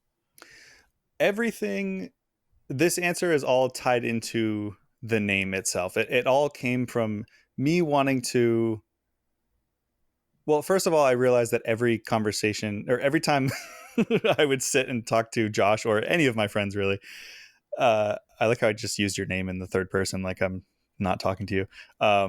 We just get to talking forever, as we did for 2 hours before we started we recorded this 15 to 20 minute interview. Yeah. And that's exactly it. So I was like, why don't I just like set up a microphone and just like record some conversations with friends about like our favorite video games? And the whole idea of why I wanted to call it The Experience Point is, one, it's a, you know, funny / clever if you think it is. Anyway, like, oh, the experience point, like in video games, you get experience points and that's how you level up. The keyword being experience there, and how, because people like to rag on podcasters and be like, really, do we need another, especially, you know, the demographics that you and I are, being straight white men. What are you talking about? There's not enough of us in the podcasting world. We are the most need another oppressed podcast with 3 straight white dudes talking about comic books and video games and women. Yeah, and women. Yeah. Just because we clearly know what we're talking about. Yeah, there's definitely not enough. We need more representation in this sphere. No, and that was exactly the point. I was like, yeah, nobody's gonna want to listen to like another straight white dude talk about video games. But what made me want to do it was because I, you know, the people that I started it with, like, we all had vastly different takes on video games, and I liked the bit of discourse, and I liked that it wasn't just, yo, this game is so awesome, oh my god, dude, I know, it's so sick, yo, yeah, bro, like, I've just been playing it like crazy, it's the best. Anyway, now we don't have anything to talk about, you know, like, I wanted it to be, I wanted to deep dive on why people love certain games, and literally recount their experiences. Like, I have a segment that you know, you've been on, like, the Eco and Shadow of Colossus episodes were long deep dives of, you know, when was the first time you played it, what was the first thing you know, what's the legacy of it, what do you think of, like, every time it rains, I want to listen to the Shadow of Colossus soundtrack for some reason, and it makes me, like, just have all these fond memories for this game. Or I think about when I was 13 and I got the original Xbox for the first time, and I played Halo and it blew my mind. Or playing Oddworld for the first time in, like, 1998. Like, I live for that stuff, and every single person has a different experience, and so I wanted to kind of, I guess, catalog that and provide a space for either me to gush about my favorite things, or to have somebody who is super into something that may be gap in my media viewing. Because, you know, I talk about movies and stuff too. I've primarily have gone into video games, but you know, I talk movies and anime and even a little bit of tabletop. But like, for example, like, you and I have been trying to find time for you to come on and just gush about all things Kevin Smith, because you are his number one fan, and I've never seen a single one of his movies. So I love when people get hyped up about something that they love, and I literally want to be like, okay, blank slate. I literally know that this is the guy who doesn't talk in Jay and Silent Bob. I don't know anything he talks a about lot in real life. Yeah, he definitely sure as hell does. And you know, just like, gush about it. I want to feel the passion and the excitement that other people feel about things, and then experience it for myself, which is why I transitioned slightly away from the pre-recorded stuff of how I started it and just editing it and throwing it up on YouTube, to more of, like, the live service. That's what I like about Twitch, is that people can talk about, like, oh my god, like, I remember playing this, or, like, in real time I can hear people's experiences as I'm playing the game. And I think about, I just did a playthrough of Half-Life Black Mesa, or I guess you can't call it Half-Life Black Mesa because it's not technically official, but it is, like, officially sanctioned by Valve. And somebody came into my chat and watched almost the entire playthrough and was telling me all this deep dive lore about the Half-Life universe and stuff I had no idea about. And I was like, this is so sick. Like, I really just like having a space for people to share their experience. That's why it's called The Experience Point. And if you like what I just talked about and you like the sound of it and or the sound of my voice, you can find all of my content around the internet if you just search the EXPPOINT. Well, and that's what the well, and that's kind of like why I like what you're just talking about there. I think that's why podcasts in general, not necessarily mine, but like just podcasting in general has become such a big thing, is because there is almost like, I mean, now it's rapidly changing. I'm lucky that I started this show when I did, but like it's weird to describe it as this because it makes it sound so cold and calculated, but there was a market inefficiency for like this type of personal content of like things that having deep conversations about media, or not even just media, about deep conversations, regardless of what the topic is. It could be about a video game. It could be about movies. There's podcasts about mental health. There's podcasts about LGBTQ plus issues. There's you name it. I bet you there's probably a podcast about left kneecaps somewhere out there. And it is a 20 episode series all about the left kneecap. You know what I mean? Like there is, I can send you podcast. Well, I mean, we only have one kneecap, so please don't send me yours. But one left kneecap. But no, like the thing is like there was a big gap of like there was clearly like the public clearly wanted something where you could have these long form conversations that felt like you were talking with friends, and it was a way to have these you could talk about these things that you weren't getting out of movies, out of video games, out of like TV, because it really just showed that conversation in and of itself is an art form in a weird way.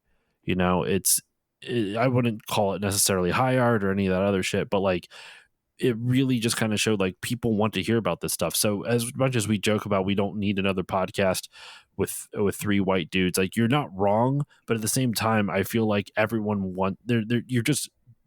someone is just waiting to find the right voice that they resonate with, you know what I mean? And I feel like your show with the Experience Point, just like what its purpose is, I think is a great way to do it, because it's coming, how can I put this, like with mine, I try to be analytical with a bit of nostalgia. Yours is just nothing but nostalgia, and that I mean that as a compliment. You know, like there is something warm and fuzzy listening to someone else's nostalgia, and listening to a long form conversation about nostalgia is just kind of, it's heartening. It's warming. It's nice. I appreciate that. I would say, not to counter, but to maybe clarify. I would say maybe even distilling it even further, not just to nostalgia, but just emotion in general. Because I mean, there's a lot of new games that I play that I love and I love to talk about and I love to hear about. You know, like I want to have somebody, like you talk about Celeste a lot. I've never played that. You know, I'd love to hear about something like that, or like I want somebody to gush about Hollow Knight to me so I can finally freaking play it. You know, but I definitely take more of an emotional. Oh right, well you don't like Souls games, so you're not gonna like Hollow Knight. No, I have a different rant on Hollow Knight. It's not the same issues with Souls games. Oh well, another time. But yeah, I would say definitely it distills more down to, like you said, you take like a slightly more of an analytical approach, and I guess take more of an emotional approach, because that's just me, I guess, as a creative, as an artist / designer or whatever. I just like seeing people's eyes light up. I love funky visuals. I mean, there's a reason like Jet Set Radio is one of my favorite series. Like I like stuff that's just bold and like makes you feel, and is like the games that like people argue most for that are art, you know. And just I like what learning. Let me make a sentence.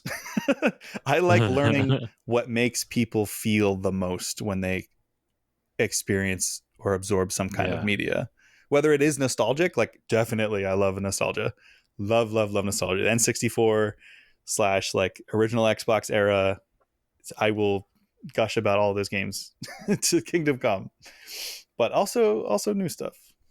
To pivot a little bit, because we are running low on time. Yes. To pivot a little bit, for your own show, as well as like, because you're a graphic designer as well, what would you say has been the biggest factor in helping you kind of find the Experience Point's unique voice? Now, granted, I know you haven't been able to produce as frequently as you would like, but when you do release content, what has been one of the biggest factors in helping find your content's unique voice? And likewise, for your graphic design and artwork, what would be some of those influences that you could cite that helped find your unique voice for your artwork? Ooh, well, for my personal design work, that's probably an easier question.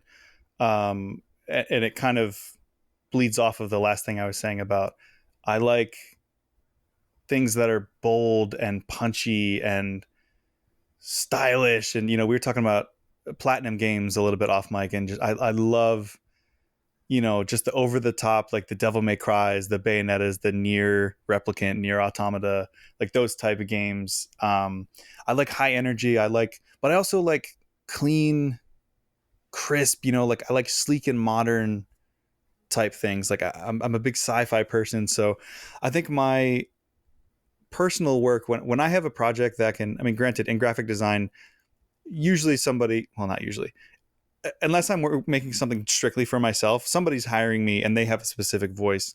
And I don't get to do this very often, but I had a project recently where I rebranded an education foundation, like locally, which is wild when you hear about what the style ended up being like, because they were like, we kind of want something like a lot more modern and edgy and like, urban. And I was like, you're saying my 3 favorite words. And so I ended up making this really cool kind of graffiti, hyper modern, like paint splatters. Like I got to really run with it and really dive into the things that I love about design. And I mentioned like Jet Set Radio and like Hi-Fi Rush, like just kind of like really punchy action type games. That's what fuels me in ways that, like, I have a graphic novel that I'm trying to produce, and it's called Colorblind, and it's about like graffiti artists, and it's gonna be sick, I promise, once I finally make it. I just need more money. But and that type of thing, like when games come out like that, that inspires me to keep going. As far as like content wise, like, so obviously fighting games go a lot with that. Street Fighter 6 has been killer, even though I haven't been able to put the time into it that I've wanted to. But in a broader scale, what inspires me most to keep going with my content, I think, is the biggest thing I can think of is distilling it down to community and connection. And they kind of go hand in hand. I get the most out of when I'm streaming or when I'm talking with somebody about a topic, when there's almost like a bond that happens like between strangers. Like I feel like people who have been listening to your podcast since it started 10 years ago feel like they know you because they've experienced so much of your voice. And I feel like it's kind of the same thing for me, where like some of my favorite creators, I feel like I know them.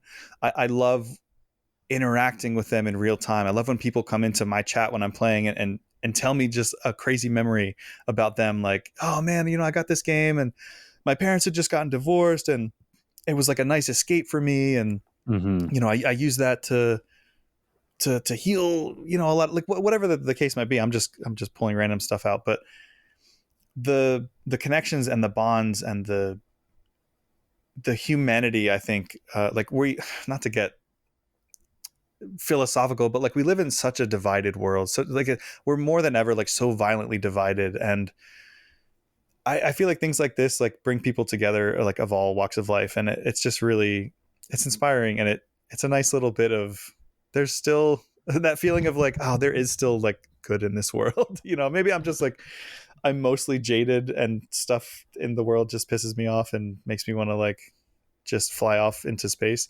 But when you can find a common ground somewhere via an experience of a media that made you feel something really profound and moves you and inspires you, and if you're a creator, create the next big thing that will inspire somebody else to keep going and keep that circle of creativity going and inspiration going, that's what gives me life. That's what keeps my my fire burning, so to speak.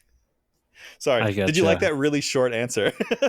Yeah, I was like, we got to wrap this up. Here's a 10-minute. No, that was a good answer though. But no, to wrap it up though, my friend, just some plugs. Like, where can everyone find your stuff online? Is there anything you'd like to promote that you have coming up. This will be out on, just for your frame of reference, and I don't know if I'll leave the date in, but it should be out on July 7th is when this episode is slated to come out.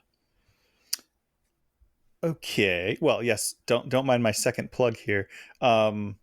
So I am primarily active on Twitch, but the handle is the same everywhere. So I'm on Twitter, Instagram. I refuse to say X. Twitter, Instagram. No, it's still Twitter. It's still Twitter. Fuck Yes, that other. it is. Fuck that other name.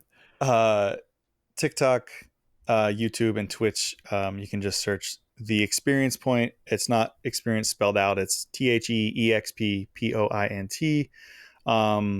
I also I have my personal accounts that I'm not shy about putting my real name out there, and so it's just at Andrew the Kinsey. So Andrew the Kinsey across Instagram, Twitter, and TikTok. And usually I usually cross promote. Like usually when I put something up for The Experience Point, I share it on my personal one. But that's more so if you want to see like my day-to-day stuff. But yeah, I'm trying. Again, we talked off mic about this, but I'm hoping by the time this comes out, I have put a pen to put a chisel to the stone and have nailed down a more consistent schedule. And I'm hoping to start streaming at least Monday, Wednesday, Friday, and build this thing and keep this train going.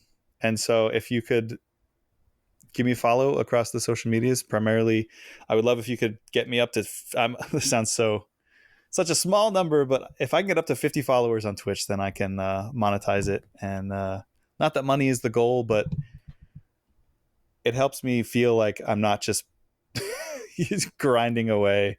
And not that I would think it was a waste of time, but you know what I mean? It's nice to see some return on your investment. No, I gotcha. But yeah, everyone go check out The Experience Point over on Twitch and on YouTube. But obviously, like Andrew said, mostly on Twitch. I think that's it. Andrew, thank you once again for joining me. Thank you for being a part of Still Loading for the last 10 years and looking forward to the next, well, at least 10. I don't plan on stopping anytime soon. You can't stop me. No one's going to stop me. But yeah, thank you, man. Yeah, thank you for having me. I greatly appreciate it. Some of my favorite content that I've done has been with you as a guest and our co content creation things that we've done.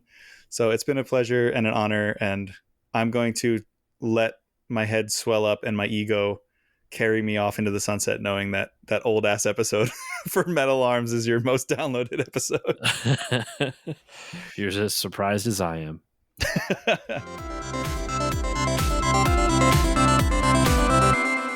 No 10th anniversary episode would be complete unless I got to sit down and chat with the original co-host, my good buddy Justin, who started the Still Loading podcast with me nigh 10 years ago.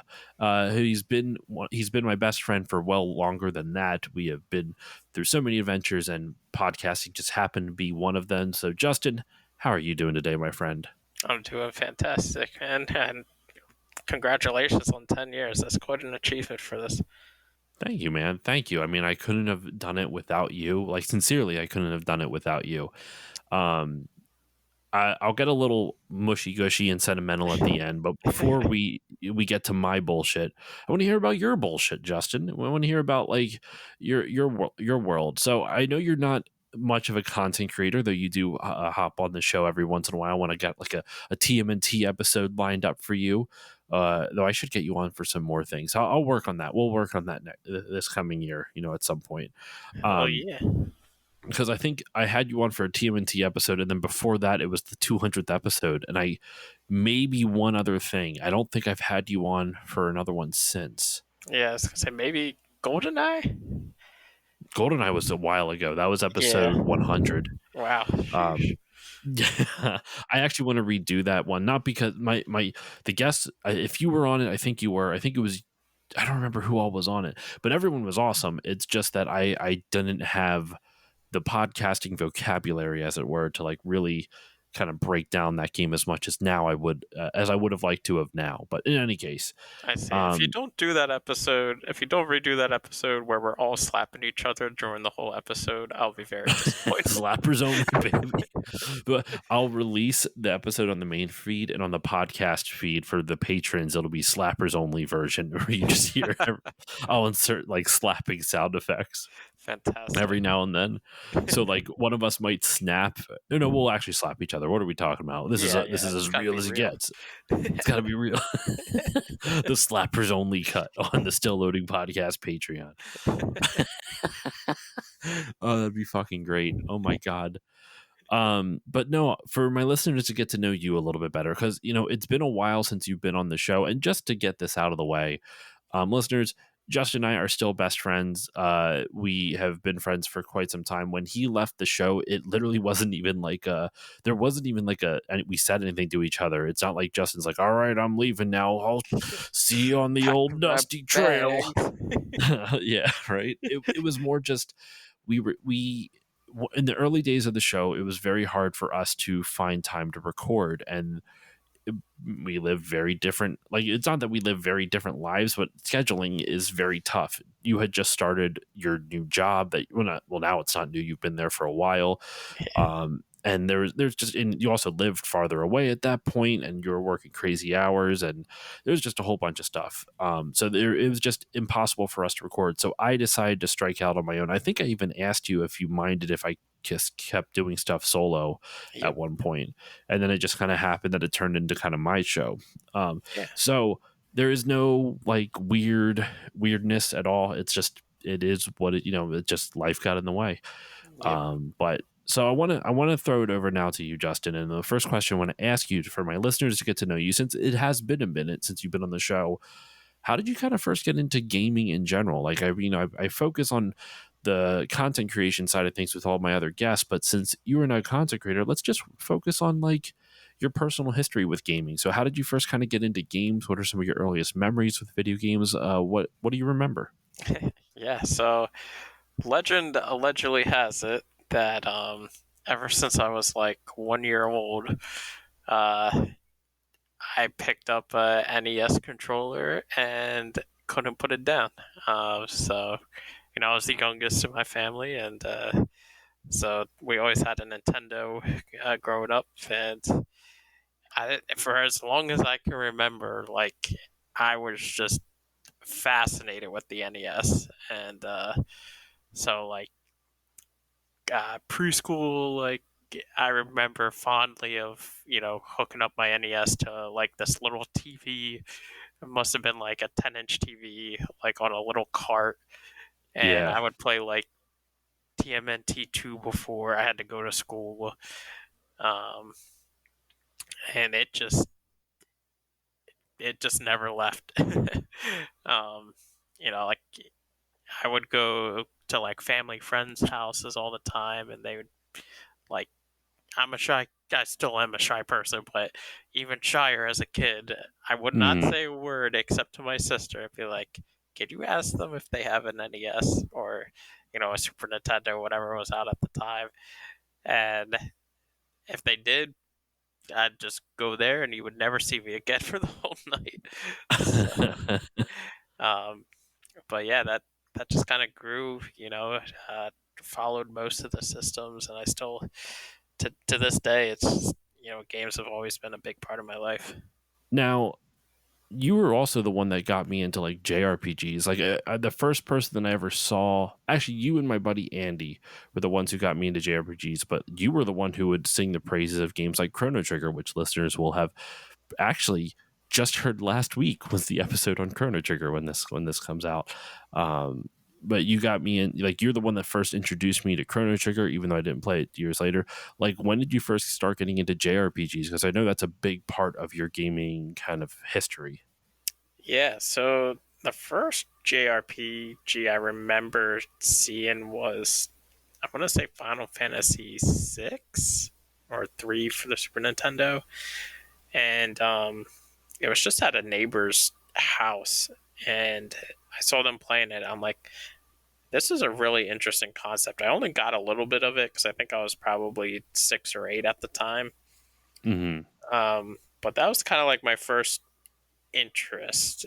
And then I would say if maybe around the same time, our neighborhood would always have like garage sale weekends. And I remember picking up Dragon Warrior 1 for the NES. And I'm like, this game looks awesome from the cover. I can't wait to play it. And I put it in. I had no idea what the hell was going on half the time. And I think I even, I grabbed the game, I took it back, and I was like, can I exchange this? And the person let me choose another game. But I was like, man, this sucks. But it was just because I was too young to understand the mechanics of the game. But my first real venture into JRPGs was indeed Chrono Trigger, and I think I was 10 at the time, maybe 12. But again, I was I want to put this in quotes, technically babysitting these neighbors' kids, but I was also their friends. They were maybe like 8 at the time, so I was only like a few years older than them.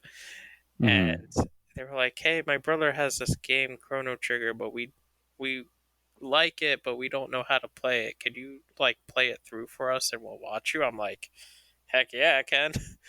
So I would go over to their house like once, maybe twice a week, play it, and they would just watch me play it for the story. And, oh, wow. Yeah, ended up playing through the whole thing.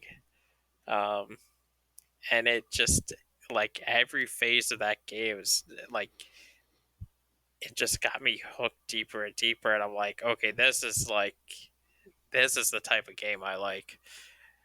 And then it just kind of snowballed once I got a PlayStation, because I had one friend in high school or junior high that always seemed to have like a really good JRPG recommendation, and he would let me borrow the game. So I want to say Legend of Dragoon, Persona 2, Final Fantasy 9, all games that were kind of recommended to me, and I loved every single one of them. So I knew it was my genre because I was actually semi-decent at them, unlike most.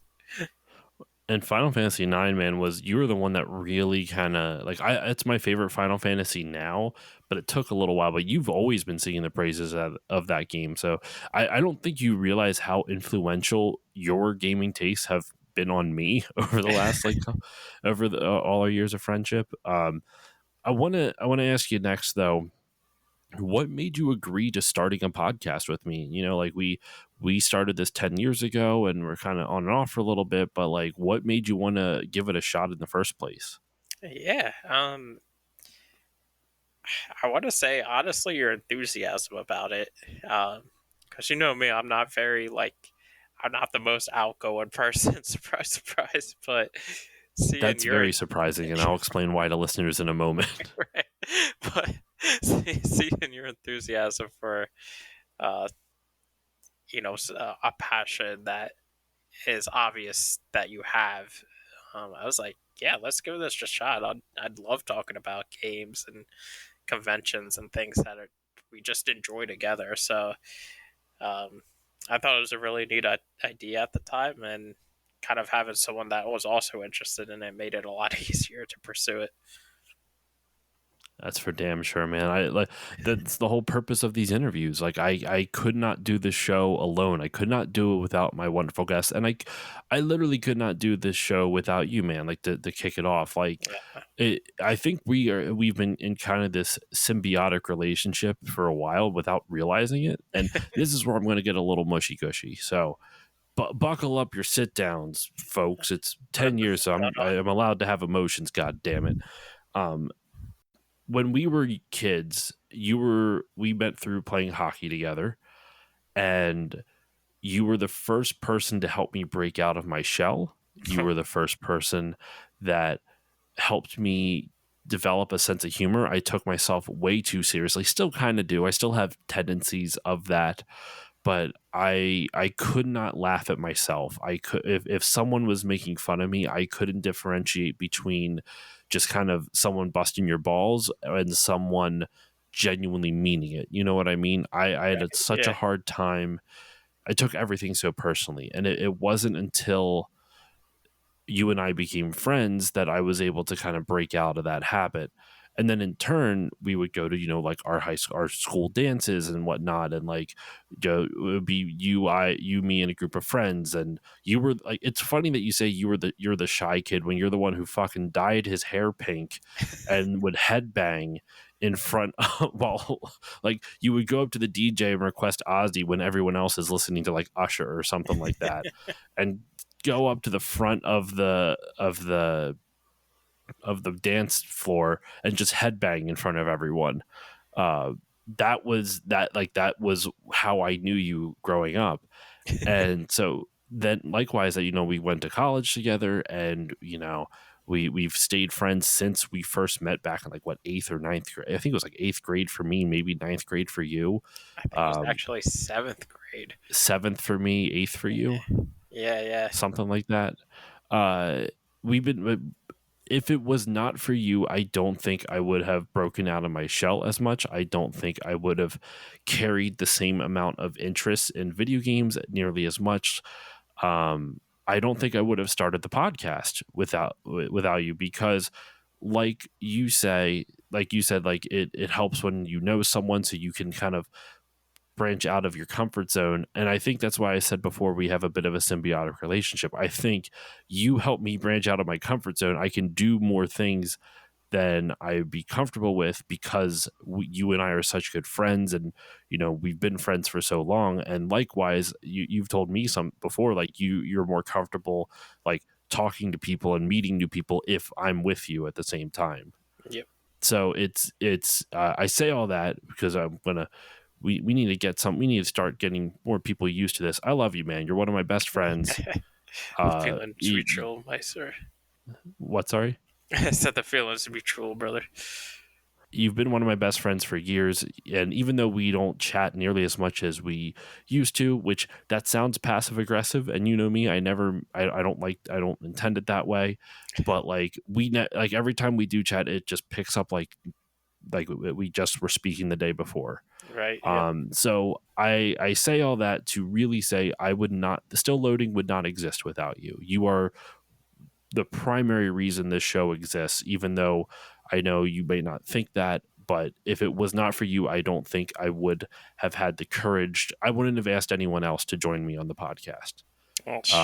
I don't know if I would have started a podcast, because I'm not as close friends with other people as I was with you when we were starting this. So Still Loading wouldn't exist without you. So I thank you for the last 10 years. Like I know you're probably feeling super awkward because you don't like getting compliments. I know you well enough so you don't have to reply. I can plug on through and you don't need to respond. You're making me blush, sir. Oh, you. But no, man, I love you. I'm so grateful for our friendship and everything that we've been through for the last, oh my God, dude, we're coming up at like probably 20 years at this point. It's definitely been 20 years, because we met before I was 15 and I'm 35 now. So it's been over 20 years. Yeah, man. So yeah, that's kind of how I just want to end these interviews here. Yours is a little bit shorter of one because I don't have as many things to ask in terms of like content creation, but just, I would just want to, this is my way of saying thank you to you, like publicly. I always talk to you privately, but publicly, thank you for what you've done for me. Well, the feelings mutual, and thank you very much for pretty much everything over the past 20 years. But, I mean, it's not me, man. You're the one who went to Japan by yourself and made friends over there and like brought me back a goddamn Famicom because you're a hero. Like you've done a lot more than you realize on your own. You don't necessarily always need someone, and I think, I don't know if you've realized it, but you've grown out of your shell a lot over the last couple of years too. Yeah. Definitely a part of again, that symbiotic relationship. So definitely. Well, Justin, we will wrap this up before we get any more awkward with each other trying to figure out how to like out compliment each other and make us feel uncomfortable receiving compliments. But I think yeah, the man. only way to solve it is compliments through slaps. I was going to say slappers only. That's the Patreon version. But no, man. Thank you so much for joining me. I love you, and I'm looking to have you back on at some time in the future. Definitely looking forward to it. Love you, brother.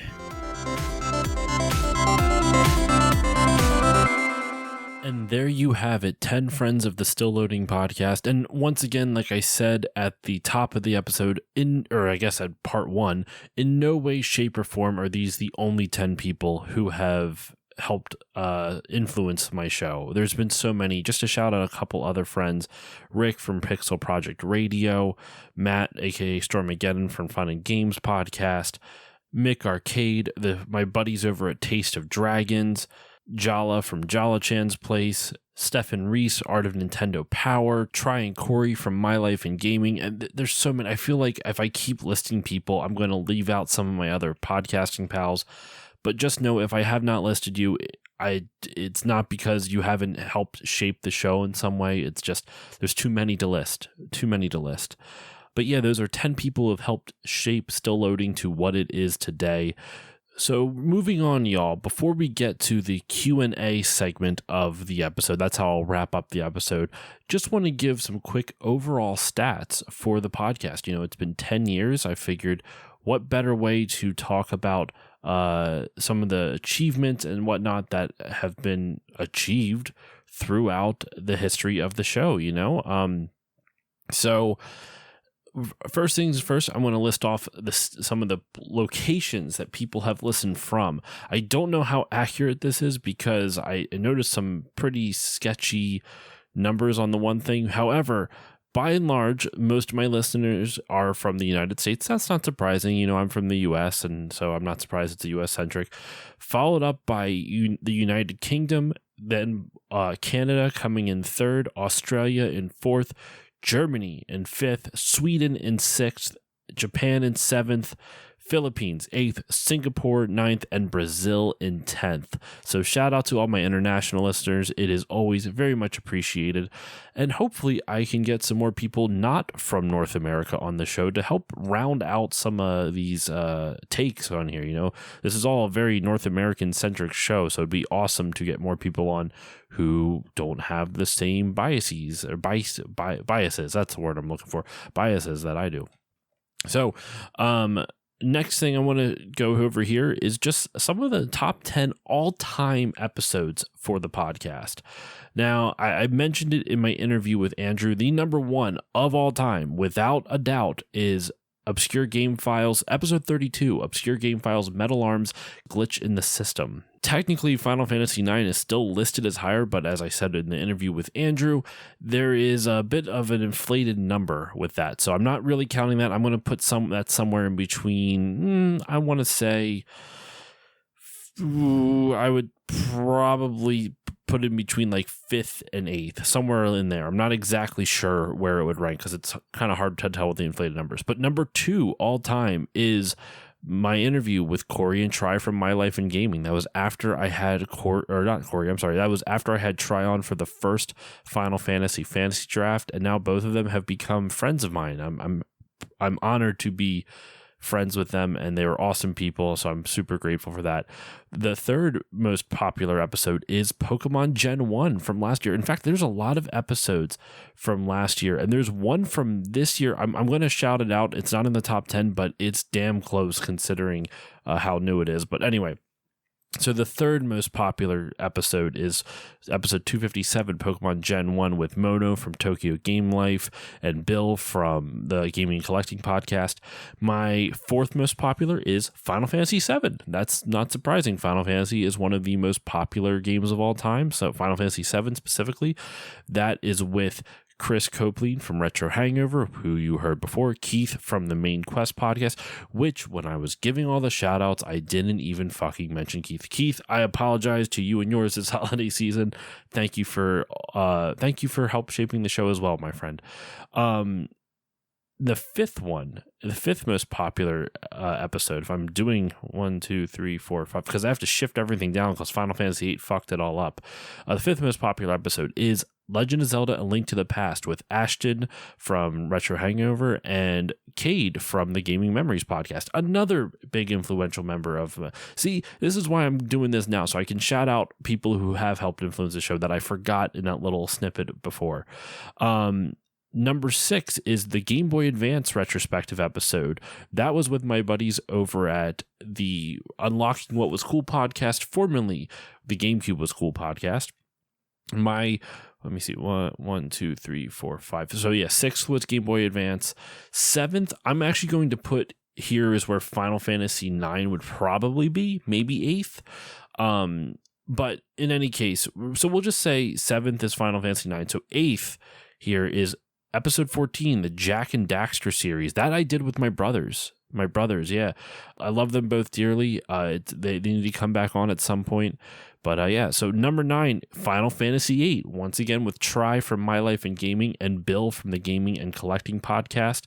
And then episode 203, a retrospective on the GameCube, which I did with my buddy Veach from formerly of the YouTube channel Bite Size Pixel. Veach also is a great, his channel's inactive for the time being, but still go check out his stuff. Veach is awesome. He's become one of my good friends for this. And yeah, so this episode I want to shout out here is not in the top 10, but it actually is the 14th most downloaded episode of my show. And it came out like a little less than 2 months ago. It is Tunic with Jill Grote. That episode has done insane. I'm consistently blown away by how popular that episode is, especially considering it is not even 2 months old at the time this episode is coming out, and it is 14th all time in downloads. That is, I'm blown away by that. Blown away by the support for that episode. So yeah, that is the top 10 episodes in terms of downloads, and I gave you a little snippet of where people listen from as well. So now we'll move on to the Q&A. I hopefully can edit this together. It's a little bit of a hodgepodge. I have some questions from Discord, some questions from Instagram, not a lot from other social media, which is fine. You know, it is what it is. But let's get in with it. Waiter Buffalo from my Discord, he asked a handful of questions. First off, cake or pie? Cake. Absolutely cake. Are you kidding me? I don't mind pie, but I prefer cake. I don't know what it is. Pie has a weird consistency for me. And just to be clear, listeners, I'm a super picky eater, so you can't really take my opinion on food seriously. So I just don't. With pie, a lot of times I always find it more messy than enjoyable. So cake is always where it's at for me. Second question from Waiter Buffalo: is a hot dog a sandwich? No. Well. No, I don't know what it is. But I refuse to call it a sandwich, so it's not a sandwich. And my buddy Mass Keaton replied to that, a hot dog is a taco. I also would disagree with that. Tacos have like ground beef or some type of ground meat. Now, you could make the argument that a hot dog is just ground up beef ground up meat just put into like a cylinder, but that kind of defeats the purpose of a taco, I guess, if it's not like all higgledy-piggledy and kind of strewn about. Back to Waiter Buffalo. Guilty pleasure game. Man, I don't really have many guilty pleasure games. Sincerely, I don't really have any guilty pleasure games. I remember I did a thing where it was like it was 30 days of video games, and each day it was like a different gaming related topic, you know, like favorite soundtrack, favorite character, favorite antagonist, stuff like that. And one of them was favorite guilty pleasure game. And I put World of Warcraft down. And I don't really have a better answer than that, because I only put that as a guilty pleasure just because it is like,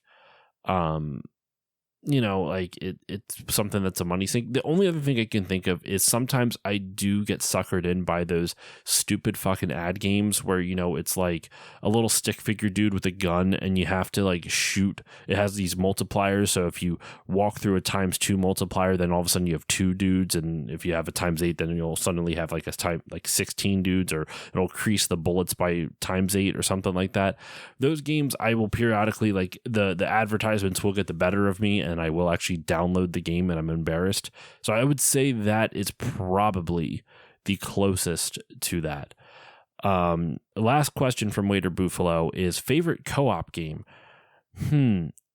Now, there's kind of a two-part to this. If you're going with straight up like single, like a campaign, like a story driven campaign, I'd probably say like Halo 2. I love playing co-op with any of the Halo games, specifically Halo 2, but any Halo will do. But if we're just talking about like general gameplay, any RTS, I shouldn't say any RTS, StarCraft, Age of Empires, or Company of Heroes, whichever I'm feeling, I will play with a friend against bots. I don't like to play against other people. I like to play cooperatively with friends against computers. I don't know why I'm not a big competitive person in those types of things, but I'm not. It's just never been really my favorite thing to do. So yeah, I would probably say those are my favorite co-op games. And I'm sorry I gave so many answers.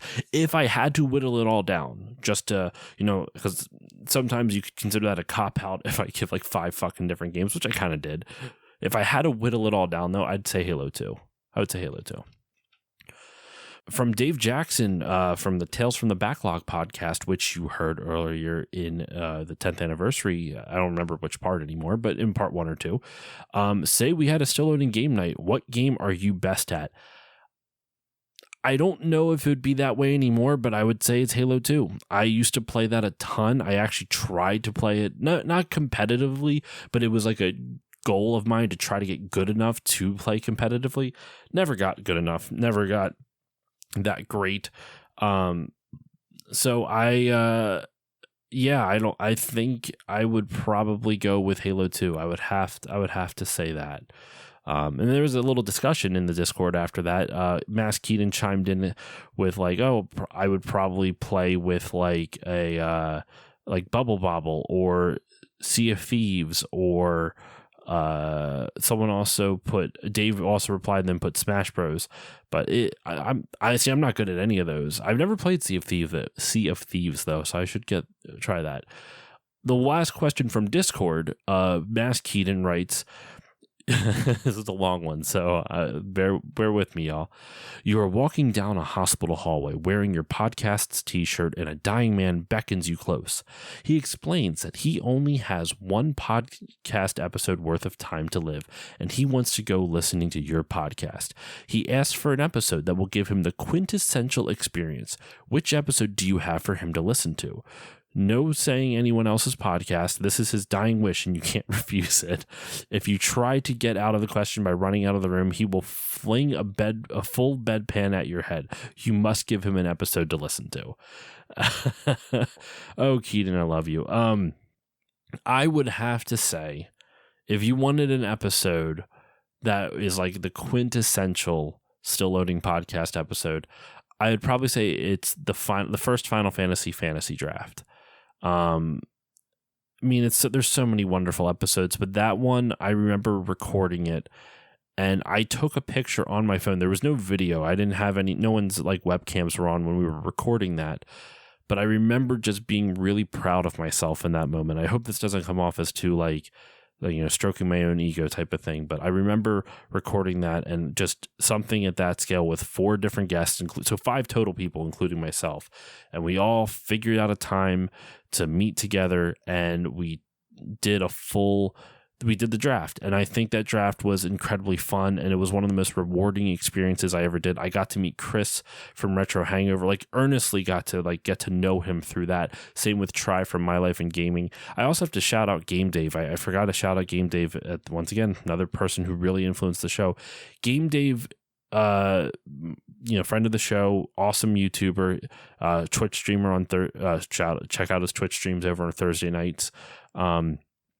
I think he starts at like 8 p.m. Eastern, maybe. I don't remember anymore. Anyway, Game Dave's awesome. He's the one that got Try on the episode in the first place. And if it wasn't for that, if it wasn't for him, I never would have met Try and been able to have Try on so many different episodes, and in turn Corey then in so many episodes. So yeah, I would probably go with the Final Fantasy draft. I became friends with a lot of cool people. I got to interact with Nadia from Axe of the Blood God and Retronauts, two of my favorite podcasts. So that was an honor to do. So yeah, and on top of that, it's like a 2.5 hour episode. So if this dude's really dying, he's got 2.5 hours, man. He's going to be able to, that's going to elongate his life for a little bit, maybe just a little bit longer. But yeah, so that's what I would put down for That's what I would probably put down for the quintessential Still Loading episode. I do have one question from Threads. Actually, I almost forgot. There was one question from Threads from Dave Petrangelo from Remember 64. If I was a retro game cartridge, which one would I be? And why am I so damn expensive on the aftermarket 27 years later? What's up with that? Can I explain that? What's up with that? All right, Dave, that's a damn good question. If I was a retro game cartridge, so I'm of two minds with this. I'm going to give the two ones in my head, then I will definitively pick. One would be N64, not because you host the Remember 64 show, Dave. That was my first personal console that I personally owned. If it wasn't that, it would be, if it's not, it's either that or the NES cart. And the NES cart, just because aesthetically it always like it, even though I didn't grow up with an NES, it still like pushes my nostalgia buttons, you know? If I had to choose, I would probably go with NES, even though I love N64 a ton. I'm thinking, bizarrely, what the deciding factor was practicality. There's no end labels on N64 cartridges, but there are on NES ones. So just to be a little bit more practical for the collectors out there, I'm going to go with NES. Real quick, also from Threads, Gabe Swore wrote in, why don't you have Gabe Swore on every episode? Gabe, buddy, old pal, it has been way too long since I've had you on the show. That has got to change. We've had this an episode idea planned for quite some time, and I have been slacking on my end. So I will have to reach back out to you when we will plan something. We will definitely plan something, and I will get you back on the show. Moving on over to my questions from Instagram. I have two questions from jrandco.shop on Instagram. First one, if you can only play one childhood video game, what would it be? That is a damn good question. If I could only play one childhood video game, what would I choose? I would have to say it is Tiny Toon Adventures Buster's Hidden Treasure. And I think I'm wrong on that because I think the music's going to get under my skin. But actually, you know what? No. It's going to be Donkey Kong 64 because I'm better at that game than I am at Tiny Toons. Even though I think Tiny Toons is a better game than Donkey Kong 64, my nostalgia overrides any logic. So I think Donkey Kong 64, it was the first game that I fell in love with on my Nintendo 64. Even all these years later, I still enjoy playing it. I really like Donkey Kong 64. I would hate to be stuck with only one, but man, there's so many good ones, and there's multiplayer in it technically as well. I don't know how good it is, but there's multiplayer, so there is replayability. Lots of cool stuff like that. The other question from Jay Ranco, what made you want to start podcasting? I've answered this before, and I never mind answering it, just to be clear, Jay Ranco. I have no issue re-answering it. But for those who are newer, have not heard some of the older episodes, I don't even remember which episodes I would have said this on, so it could have been like 2 fucking years ago, or 5, or who knows. I started podcasting back in 2014 because of 2 separate podcasts. One is Retronauts, which I'm very proud to say I have now had 2 of the hosts on it, Nadia and Diamond. Shout out to both of them. I started it because of Retronauts. I remember having a Windows phone. Like it was a Windows operating system cell phone, not Android or iPhone, a Windows phone. And I was searching the podcast app. And I had originally, there was one podcast I listened to before Retronauts, but I'll get to that in just a moment. When I remember searching in that bar just the word retro, and Retronauts was one of the first things that came up. I gave them a listen, and I ended up really, really liking it. So I stuck with it, and I listened to a ton of Retronauts, and I still listen to them. Although I am pretty out of date. I'm probably about a month or 2 behind at this point, just because I've had a backlog of other things to listen to, but Retronauts was the first influence, just because I had never heard a retro gaming podcast before, and they were the first I ever heard, and I enjoyed what they did. The other one, and arguably the bigger one, was Kevin Smith. Kevin Smith's podcast. He has a podcast which is kind of inactive, kind of not. I don't know if it's still active or not, called Jay and Silent Bob Get Old. And it was a podcast meant to help his buddy Jason Mewes, Jay of Jay and Silent Bob, help him with sobriety. He had some drug issues, and so he started this podcast with him to kind of help not only keep him accountable to Kevin, but also keep him accountable to the audience. So the audience can follow along in his journey of sobriety. And it started like over a decade ago as well. Well over a decade ago.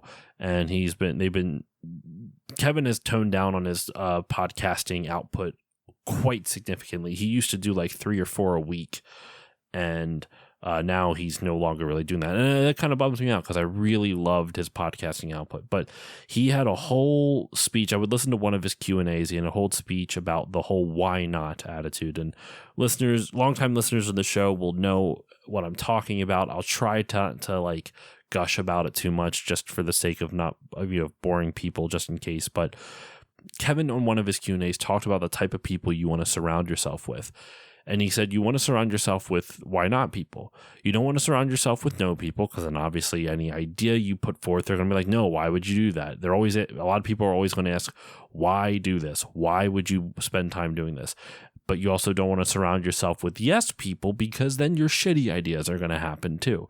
You want to surround yourself with the why not people, the people who help you kind of push whimsy, as he described it.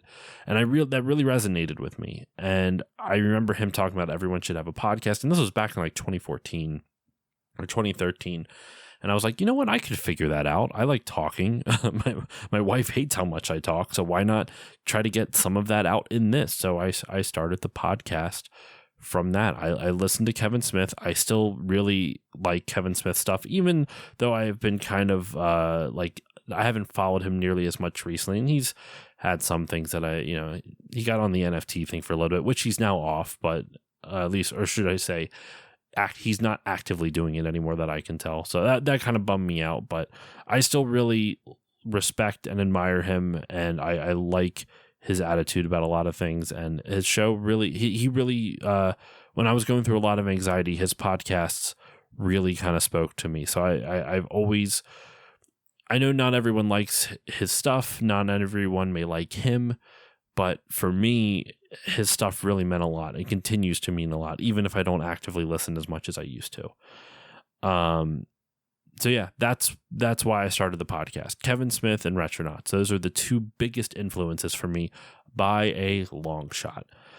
Going over to question from Soma Drums on Instagram, which is actually one half of the novel console podcast, Chris, from a novel console podcast. Do colors have flavors? Is what he asks. And you know what, Chris, has a damn good question. For those who have synesthesia, maybe. For those who don't know what synesthesia is, and I'm not a big smarty pants. I heard this actually on one of Kevin Smith's podcasts. But what synesthesia actually is, I'm going to read this off of Wikipedia. It's a perceptual phenomenon in which stimulation of one sensory or cognitive pathway leads to involuntary experiences in a second sensory or cognitive pathway. For instance, people with synesthesia may experience colors while listening to music, see shapes when smelling certain scents, or perceive tastes when looking at words. So, Chris, your question, do colors have flavors? To some people they do. If they, I don't know if suffer is the right word, but if they experience synesthesia, then yes, they could look at a color and be like, that tastes like, that color tastes like purple or blueberries, or that orange color I see tastes like blueberries. You know what I mean? Like, they could be a taste. It could correlate to, like blue would be blue, or purple would be blueberries, or purple would be grapes, I should say. Blue would be blueberries, or red would be strawberries. Maybe it'll correlate to the color of the fruit. I don't know, but do colors have flavors? Yeah, they do to people who have synesthesia. So there you go. There's your question there. Our last question from friend of the show, Matt, aka Stormageddon, and they write, what game that you've covered so far has surprised you the most? That's a great question to end on, because I've covered a bunch of games on the podcast, and I was thinking about this before recording it. And there's a lot, man. I shouldn't say a lot that I've experienced, but I've covered a lot of games, is what I mean. And I was really thinking about it, and a little bit of recency bias for sure. There's a little bit of recency bias in this. One that really surprised me was the original Dragon Quest, which I covered just earlier just a couple weeks ago. I genuinely went into Dragon Quest expecting to really not dislike it, but have to suffer through a lot of old school JRPG jank. And while it was there, it wasn't nearly as bad as I was expecting it to be. I was honestly very pleasantly surprised, because I was expecting that game to be a lot harder and a lot more unforgiving due to its age. And I found it, at least on the Super Nintendo version, or Super Famicom, to be pretty forgiving. There's an episode actually that has not been released yet that'll be coming out later on because the patrons voted for it.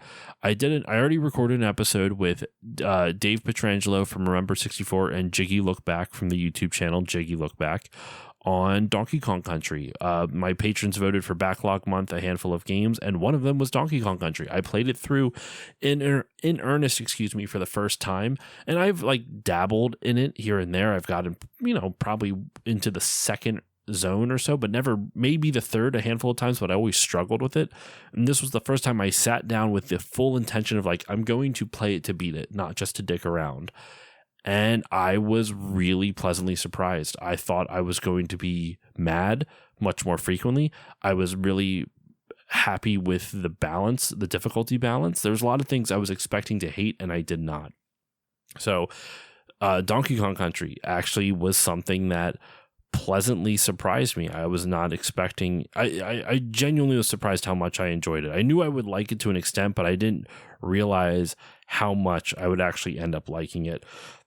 And if I'm going for something a little bit older, right, that's been out for quite some time, if I scroll back into my feed, I did an episode back in September of 2022 on the original Pikmin. I love that game. I actually was over on Tokyo Game Life for the Game of the Year episode that year. Mono and I usually do a top 10 or top 5 games that we played this year, that we enjoyed this year. Not top 5 that came out in the year, but top 5 we enjoyed. And Pikmin was my number 1 for 2022 going into 2023. I was not expecting to enjoy it as much as I did. It had completely hooked me. I played it nonstop once I started playing it. I really, really enjoyed my time with Pikmin. And so that would be I would have to say that would be the biggest one. So recency bias is Dragon Quest and Donkey Kong Country, but if I go back a little bit, Pikmin. And if I had to choose out of those three, once again, I'm doing a cop out of picking three different answers. But you know what? It's the 10th anniversary. I gotta give you the content, right? Give you some extra thoughts here. But if I had to pick one, I'd go with Pikmin. That would be what I do. So thank you all so much for writing in. Thank you to everyone who wrote in on all the different social media platforms and whatnot, and on the Discord. And seriously, thank you all so much. And thank you all for listening. Thank you to the listeners. This has been one of the most fulfilling experiences of my life doing this podcast. I am beyond grateful and beyond humbled by the response that I have gotten to this for the last 10 years. It started off with me and Justin just kind of dicking around and just trying to figure it out and not really knowing what to do. And 10 years on, it's still going strong. I don't ever want to stop this, though there is some life stuff happening this year. Like my wife and I have been trying to find a house, and that I'm hoping not to have to go on hiatus at all, but that may be the first time I genuinely take a hiatus where I'm not even doing bi-weekly in probably 8 years. Because at the beginning of the show, I was kind of on and off, but that's a whole nother story. But this show's I love doing this. I can't express in words how much I love doing this show. It's so rewarding. I've met so many amazing people. It is just incredibly fun. I've had some of my favorite conversations ever, both with complete strangers that I've interviewed for the show and people that I now call friends and talk to at least on a weekly basis, sometimes a daily basis. I'm not generally good at keeping up on Discord. A lot of my friends that I've met through this know I never interact on people's Discords because it overwhelms me. It's just too much to keep track of. But I love doing this, y'all. I really can't express how much it means to me that you enjoy what I do enough to listen to. Some of you have subscribed to Patreon, and I'm not going to do another Patreon plug on the end of this one. I did at the end of part 1. I'm grateful, man. I love it. I love this so much. I don't know how many other ways I can say it. I want to keep doing this. I want to do this for another 10 years if I can. If people still like it, if one feed isn't, if people don't see a feed of like 600 episodes and get intimidated, is that a thing? I don't know. Do people get intimidated by that? I don't know. But I love doing this. It has kept me sane in some of the toughest moments of my life, and it gives me so much satisfaction to like come home and I get excited to edit a fucking podcast, y'all. I like to edit this thing. It's weird. I'm not saying I enjoy it all the time, but I easily like 70-80% of the time I like editing this because I like doing this. So thank you for affording me. I'm not even talking about monetarily, just like the validation I get from the audience and from you guys, just enjoying what I do, and the kind words that I get. It truly means the world to me. So thank you. Thank you all so much. Thank you for listening. Thank you to the patrons. Thank you to the viewers on YouTube who watch the thumbnail that I don't even do live video on there. Sometimes I feel like I'm doing a weird combination, putting in the bare minimum, but also the maximum effort. It's a very weird combo, but I love this, man. I'm thank you all. Thank you so much. I'm going to wrap this up before I keep repeating myself and saying the same shit over and over and over again. But that will do it for the 10th anniversary of the Still Loading podcast. Sincerely, thank you all so much for listening. And with all that said, listeners, I will see you all next time.